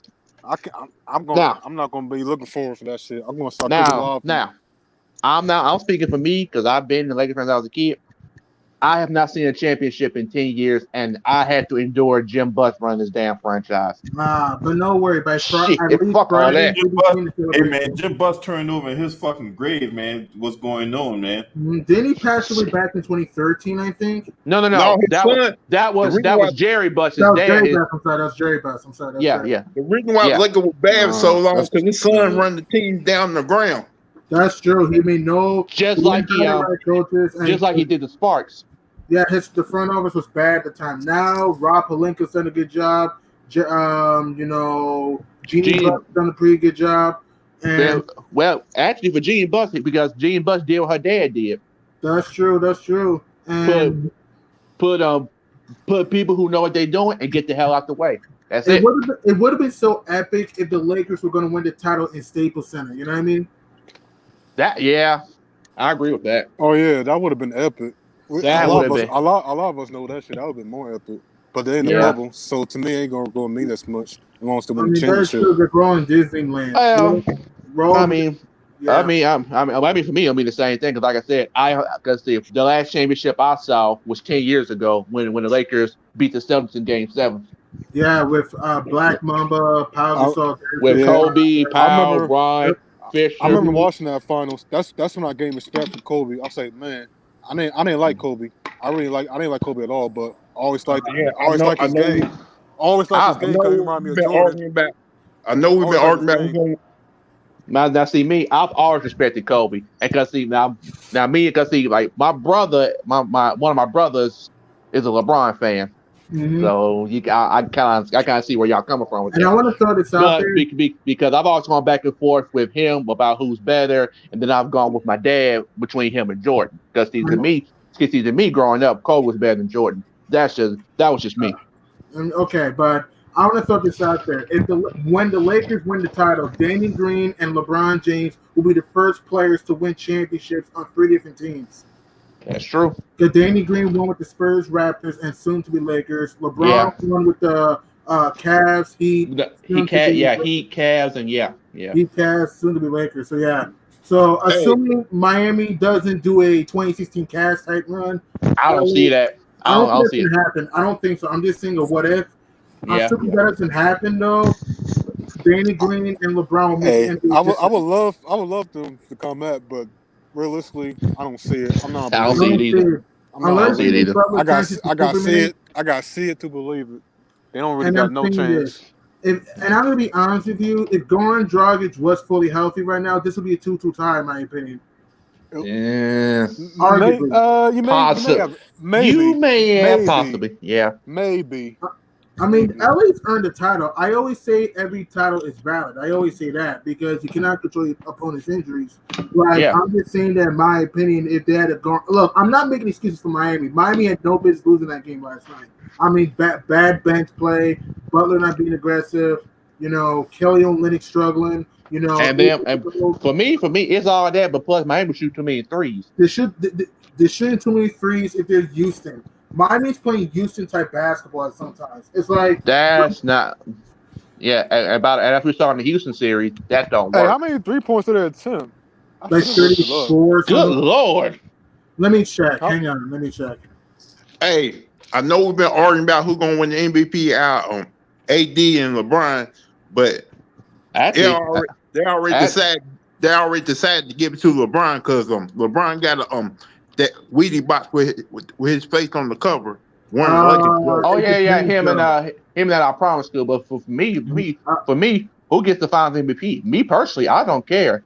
I just want Anthony Davis, to be honest. AD's been consistent all year. Here's what's crazy. LA jacked up 39 threes. Miami jacked up 32 last night. And they ain't that bad. But and they still won by damn near double digits. Because they're moving that rock. They won because your bench. You got your bench was great last night. Rondo made big plays. Morris made big plays. Kuzma hit big shots. Danny Green finally had a pulse last night. It's like, from previous game he was 0 for 10 from previous game. You want to know? Yes. You want to know why Danny Green and Kuzma been having posters lately because of what the Lakers fan did to them. Mm-hmm. And KCP finally was a very aggressive, made big plays down the stretch, man. So they look at Anthony Davis didn't get hurt last night because the Lakers fan would have killed Caruso today. If Davis was hurt and the Heat somehow won that game, I think Miami would have pulled off the series. Yeah. But thank God AD's fine. Thank God he's fine. Thank God. Because I didn't want an asterisk. You know what I mean? Because let's put a what if Miami won that game last night and say 80 was out the series and Miami won the championship, it will feel like a Toronto type thing last year in people's eyes,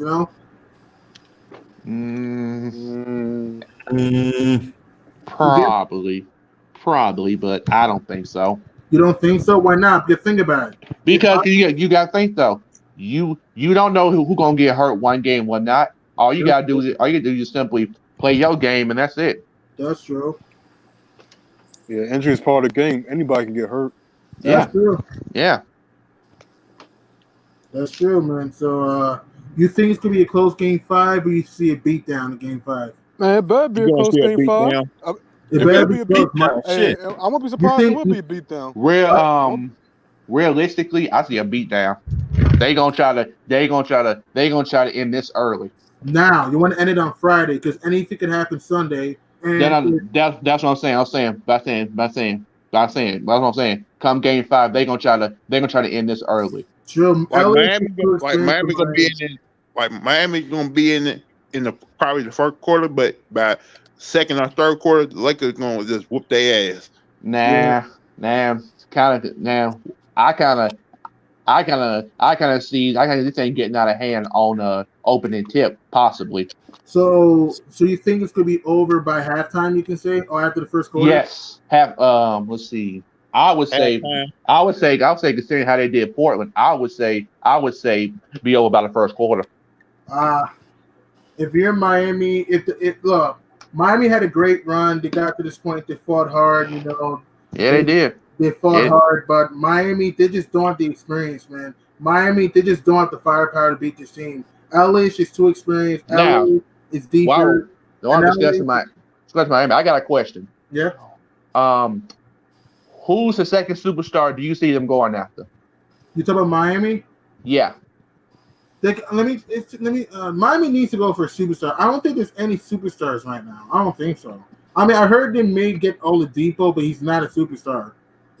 We were talking about that, Oladipo. Okay. Really, we should ask this question after the NBA draft in November. True, man. It's so crazy to have a draft in November. Usually the draft will be around like June, but because of the whole situation in the world going on, now things are being postponed to summer or to fall. teams are still trying to trade to get that number 2 pick. That's true, man. But that's true. That's true. That is true. But I want to ask you, when LA wins the title, do you think this could be start of a dynasty? Maybe. I'm gonna go that far. They got a chance if they do pull this off. I'm iffy, but they got a chance. But to me, I don't see it. Here's the thing. But it all depends on two things: how healthy LeBron gonna be, and how if he'll continue where he's been, and if AD resigns with the Lakers. That's true. Yeah, but you got to think about Golden State gonna be back. Golden State, Houston's gonna make moves. OKC may make moves. The Clips are gonna make moves. I mean, it's gonna be tough for the Lakers to get back to the NBA Finals next year. I don't know about that because you got Golden State is the only threat I see. Houston might go into full rebuild after what D'Antoni did to that damn roster. I keep hearing James Harden's in trade rumors. I keep hearing that Harden and Russ are in trade. Nah, I don't think I don't know. It's like that. I've been hearing. We also been hearing about Ben Simmons trade rumors too. Him going to Clippers. But who do you think they should? If that did trade happen, trade him for Paul George maybe. But they need a. No, I heard about Paul George probably going to Golden State or the Nets. I don't see Paul George. I have heard Paul George. I have heard about trading Paul George to Brooklyn, but I don't. But yeah, I heard but that brings up my next question: does Brooklyn even have the cap space for that? For them to do that, they'll have to trade LeVert or Dinwiddie or Allen for them to get a Paul George. They got to trade a lot of pieces. Yeah, they got to trade like 2 people plus I think a draft pick as well. That's what I'm saying, though. Do you think Brooklyn should? If I were the Nets, I like PG, but as we saw, no. Sorry, the Nets. Sorry. No. If me personally, if I'm Brooklyn, I do not trade for Paul George. I'll probably pick up a couple more shooters and a backup big man. Because one player he can have 30, and other players he can have like 10 points. Brooklyn trying to get JJ Redick too. I heard about that. JJ Redick would fit. JJ Redick could stretch the floor, and he can put the ball on the floor. So yeah. Hey, Brooklyn, I think they should get JJ. That would be a good pickup for them. And hey, Redick is looking to make the playoffs again because he missed the playoffs. Really, a lot of teams want Redick right now. Mm-hmm. Yeah. Thanks to the head coach for fucking up Zion. Alvin Gentry. That reminds me, he's not an assistant coach for the Sacramento Kings now. Alvin Gentry, yeah. Wow. I had no idea. Yeah, just newsflash, man. Just newsflash. But I want to ask you, who has been your disappointing team in the playoffs or really all year, in your opinion? For me, the Clippers supposed to be the one to win the whole. Actually, you know what? For me, it's 2 teams: the Bucks and the Clippers. Oh yeah. Right. I'm with you on that. The Bucks and the Clippers. That's it. That. Yeah, those are my 2 disappointing. Wait, hold on. Bucks, Clippers, and Houston. I would also I'd also throw Houston there. And I'm gonna be honest with you, man. Here's what's crazy, right? Here's what's crazy. If James Harden did not block Lou Dort of all people, they might have lost in the first round because Dort was killing their ass in Game 7. That's true. That's true. He's putting up 30. He's putting up 30. That's true. Hold up, guys. I'm not surprised about Houston losing the way they did. They've been doing that for years. Not small ball. They had a center in Capella. It's the first year that's doing small ball. But every time James Harden in the playoff, he always finds some type of way to blow it. And he freezes up. And Russ, he was terrible in the playoffs. Eric Gordon was inconsistent. PJ Tucker looked terrible in the playoffs. He looked tired at times because he's trying to guard big men for people. I don't get that. Man, that's gonna wear your ass out, man. Yeah, exactly. Mike D'Antoni's a stupid ass that doesn't run plays. And Daryl Morey, people call Daryl Morey's a fucking analytics nerd. Actually, you know what? I'm glad you touched on that because I have a question. I'm glad the Lakers beat them. Also, I got a question. To beat that analytics shit. Now, but here's my question. Here's my question. D'Antoni's gone, right? Yeah, he's gone. Why the fuck is Daryl Morey still there? And here's what's crazy, right? I hate it when people call me a stat nerd, but I don't only use stats. I use context. I tell you what happens in the games. I hate when people call me that. And That's my question. Daryl Morey should have been gone with. Daryl Morey cares about the stat sheet. Daryl Morey cares too much about the stat sheet rather than watching the games. That's the thing. Daryl Morey should have been gone. Daryl Morey like cannot. Right now? Excuse me? Mike D'Antoni feel like a dummy because he thought he was gonna get that Philly job. Now, well, Doc Rivers has that job. Well, we'll see. Here's the thing. He was top dog until the Clippers pulled a bombshell and got rid of Doc. Mm-hmm. Now speaking of the Clippers, who are they gonna get? I heard Mike Brown maybe. Me too. That'll be a decent move because he can help their defense. Even though he's not an offensive coach, he can help their defense. You can bring it. Because Mike Brown he's more of a defensive type of coach than he is offense. Yeah. He can bring in a. But they did say Mike Brown was working on the Golden State. They made he did great. He did great for them as an assistant. Filling in for Steve Kerr from his medical type of incident. Actually, you know what? I could make a slight argument that Golden State was better under Mike Brown than Steve Kerr. Yeah, they would, man. Like they were like when Mike Brown was gonna run things in the playoffs. They was undefeated. They was undefeated when he was coaching in the playoffs. Exactly. I mean, Steve Kerr is an average coach. Like Steve Kerr is an average coach at best. Like, damn it, Steve Kerr almost cost his team the 2018 conference final versus Houston. He almost did because he didn't want to use JaVale McGee to stop Clint Capella on the post. Facts. Yeah, I remember that. I didn't like that. I watched that game.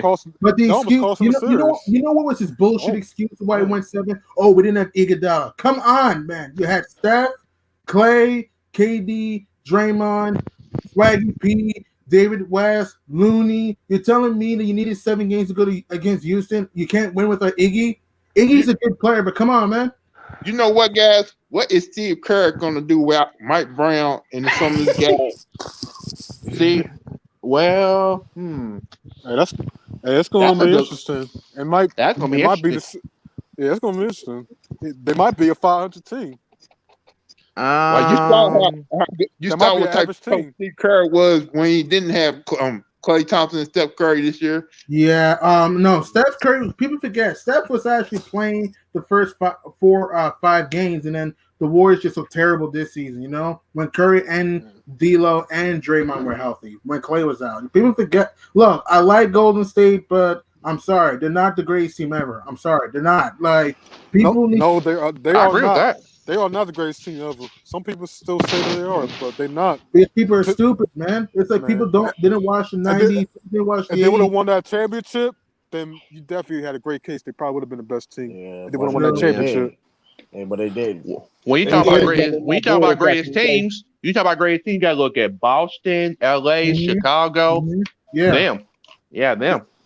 Facts, man, facts. And you know, another team that I thought kind of overachieved this year is, other than Miami, you got to say Denver. Denver. Yeah, I was thinking Denver. Absolutely. I was just thinking about Denver definitely. Denver, absolutely. Call some real shit. A lot of us didn't really think Denver was going to be the Clippers. They fought hard, man. I felt so bad for the Nuggets when they lost. A lot of us didn't really think they were going to be the Clippers. I felt so bad, man. I'm sorry, but when that coach got in his feelings about Michael Porter Jr., that's when they fucked up. Yeah, I ain't gonna lie. If I was Michael Porter Jr., my second year, I'd tell him to trade me. Give me a better. If you're Michael Porter, to where? But see, that's the problem, because here's the thing: they don't have to trade you where you want to go. Mm-hmm. Tell it to Kawhi Leonard. I wouldn't even care where I go with his talent. I could see him playing probably at the Kings or something. He'll probably average 20 or 30. He was somewhere else. No. Hold on. I don't think he's going nowhere. I think he's still going to stay. I don't think he's going nowhere. I think he's still going to stay. He's going to stay. Should stay. It is what it is. If Denver wants to go to an NBA Finals potentially in the future, they need a shot blocker. Denver needs a shot blocker. Hey, Michael Porter. You said Denver needs a shot. No, they don't. Yeah, they do, because they don't. Okay, I'm gonna tell you how they don't. You can't. Okay, so Jokic, a center. Yeah, but you playing okay, and you playing a small ball era. So well, this whole small ball thing's not gonna work because LA. It's not gonna work. Listen, I'm gonna tell you this: small ball been working for years. Believe it or not, as a fact, it's a fact, bro. Michael Jordan Bulls was a team in the '90s. They ran small ball. Listen, yeah, and then second three-peat, they were a small team. On the second three-peat, they were kind of a small team. James Worthy played for the LA Lakers. A small ball. He was a small. And Magic though. That Kareem and Magic. Right, but still though, like it's still that small. I think that small ball crap is always over had after this year. Small ball is never. It's not gonna be over. It's never will be over with because it's effective. Now, I'm not saying it'll be over, but it depends on how you use it. Because you it's gotta effective. Remember. Oh yeah, with small ball, you gotta make shots and you gotta play really good defense. Big man. That's exactly. The Warriors. Listen. The Warriors. Listen. The Warriors. Look at the Warriors. And look at the Lakers. Lakers play small ball. They ran the death lineup. They didn't use small ball. You have Bogut who can. Well, Bogut is not a scorer. Okay, but they main lineup. I'm talking about. But they main lineup. Okay, but they main lineups. They main lineup. I'm not even talking about Bogut. Yeah, they main lineup was Draymond Green. They have Iguodala in there. Was Steph Curry. That was the KD era. I'm talking that's a small. They won 2 championships. What are you saying? No, they still wait. What? I'm just saying. I'm saying that small ball is still effective. It would never go out. It would never go out of style. It would never go out of style. No. I made a mistake. 2017, they had JaVale McGee, so technically it wasn't really small ball. My fault. That is small ball lineup. They made lineup. Okay, they made lineup. KD was playing the 4. KD was playing a 4 a lot, and Draymond was playing center a lot. At times, for other times, they rotating use McGee. And same thing 2018. They actually use Kevon Looney at times. No, but their main lineup would be Kevin Durant and Draymond Green with Iguodala, Klay Thompson, and Steph Curry. Usually comes from the bench, though. They usually no, but their main lineup. I'm saying, listen, Looney's not playing a lot of minutes like that. Or McGee didn't play a lot of minutes like that on the Warriors. They didn't play like 30 minutes a game. They didn't play like I don't think they played 25. So they have the 5 was their main lineup. At the end of the day, people, it's the narrative that small ball small ball lineup is very effective. It's been effective in the NBA for years. Jordan won 3 straight titles. Jordan won 3 straight titles playing small. I'll say this, but the Lakers ain't using small ball. That Chicago Bulls team in the 90s was big and long. No, it was not. Okay, the last three. Hold on.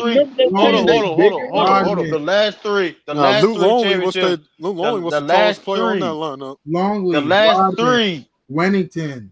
Rodman 6'8". Rodman was 6'8". I think Middleton was the first. Hold on. Longley was 7 foot. Hold up. The last game Michael Jordan ever played at the Bulls. The lineup was the people that was on the court was Michael Jordan, Sky Pippen, Ron Harper, Dennis Rodman, and Tony Kukoc. That's a small ball lineup. Yeah, that is a small ball lineup. I mean, it's a small ball lineup been effective for years. I'm not talking about I'm not talking about a starting lineup. I'm talking about a lineup that will help you win games. It works. It is what it is. Why didn't it work for Houston? Because if that was the case, it didn't work for Houston at all. Because they don't have the personnel. I'll tell you why. They had the personnel. It's not. It was the personnel, and let's be honest, Mike D'Antoni don't give a damn about defense. That's exactly. Yeah, Mike D'Antoni. First of all, that's not his strength. His strength is mostly. Here's the thing. You think PJ? You thought PJ Tucker's going to shut down Anthony Davis? Boston do a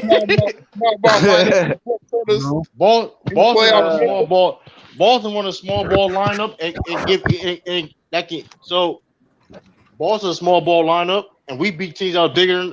Like it's effective, man. Listen, you played. If you got this, listen. Long as you playing the game the right way, man. Listen, small ball or not, you got the right people that got the skills to do it, man. You're gonna win. Simple as that.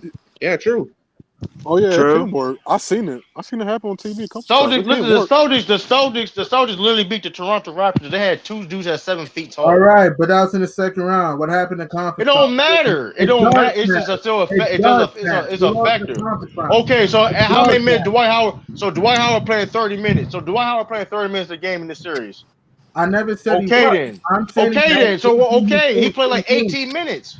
What are you saying? That doesn't matter. They started playing big No, minutes. I'm not saying. No, they do a lot. Okay, they do a lot of small ball. Okay, and then what Lakers do? How did Lakers beat the Rockets? They play small ball.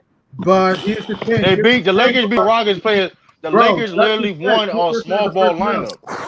But here's the thing: Houston plays dumber than Miami. Miami's not perfect, but Houston has no system. So what are you saying? Right, Miami is a small ball team. That's another small ball team, and that's why they're not going to win the series because they have no one. Houston's system is all it's all messed up. But still, you can't say small ball doesn't work. Like small ball doesn't work. It's been working for years. Yeah. People won championships playing small ball. Well, if it was the case, then but look at Houston. No one was tall enough to grab boards. No, Houston. No, you talking about Houston? We talking about Lakers play out small ball them. They had Marquise Morris out there, and it had like, come on. Yeah, because they had Marquise at the 4, and they put AD at the 5. Yeah, like Dwight and Joel barely played that series. No. They played like the first game, and that was it. Yeah, they barely come on. That's the definition of small ball. Small ball is like you talking about like a conventional 2 bigs on a team. That's a regular size team or 2 bigs or something like that. Two bigs. Make a phone call. I'll be back.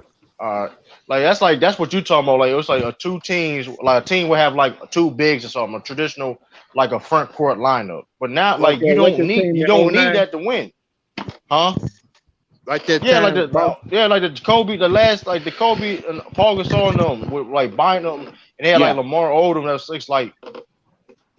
a big lineup. That's whatever. But the thing about the Lakers that made them so good is they can do different type of lineups because they have depth. Yeah. But they still could play small ball if you want to. Listen, we can go play small ball. That's what I'm saying. It's still effective. It's always been effective. You just have to have the right personnel. Dennis Rodman is one of the best power forwards of all time. He's 6'8". He's good Lord. Yeah, I gotta go, man. I gotta do something to see later. All right. Yeah, I'm going to end the stream now. I gotta go take care of some business, man. But y'all stay up, be easy. Appreciate everybody for being up in here. This your boy. Scream at me.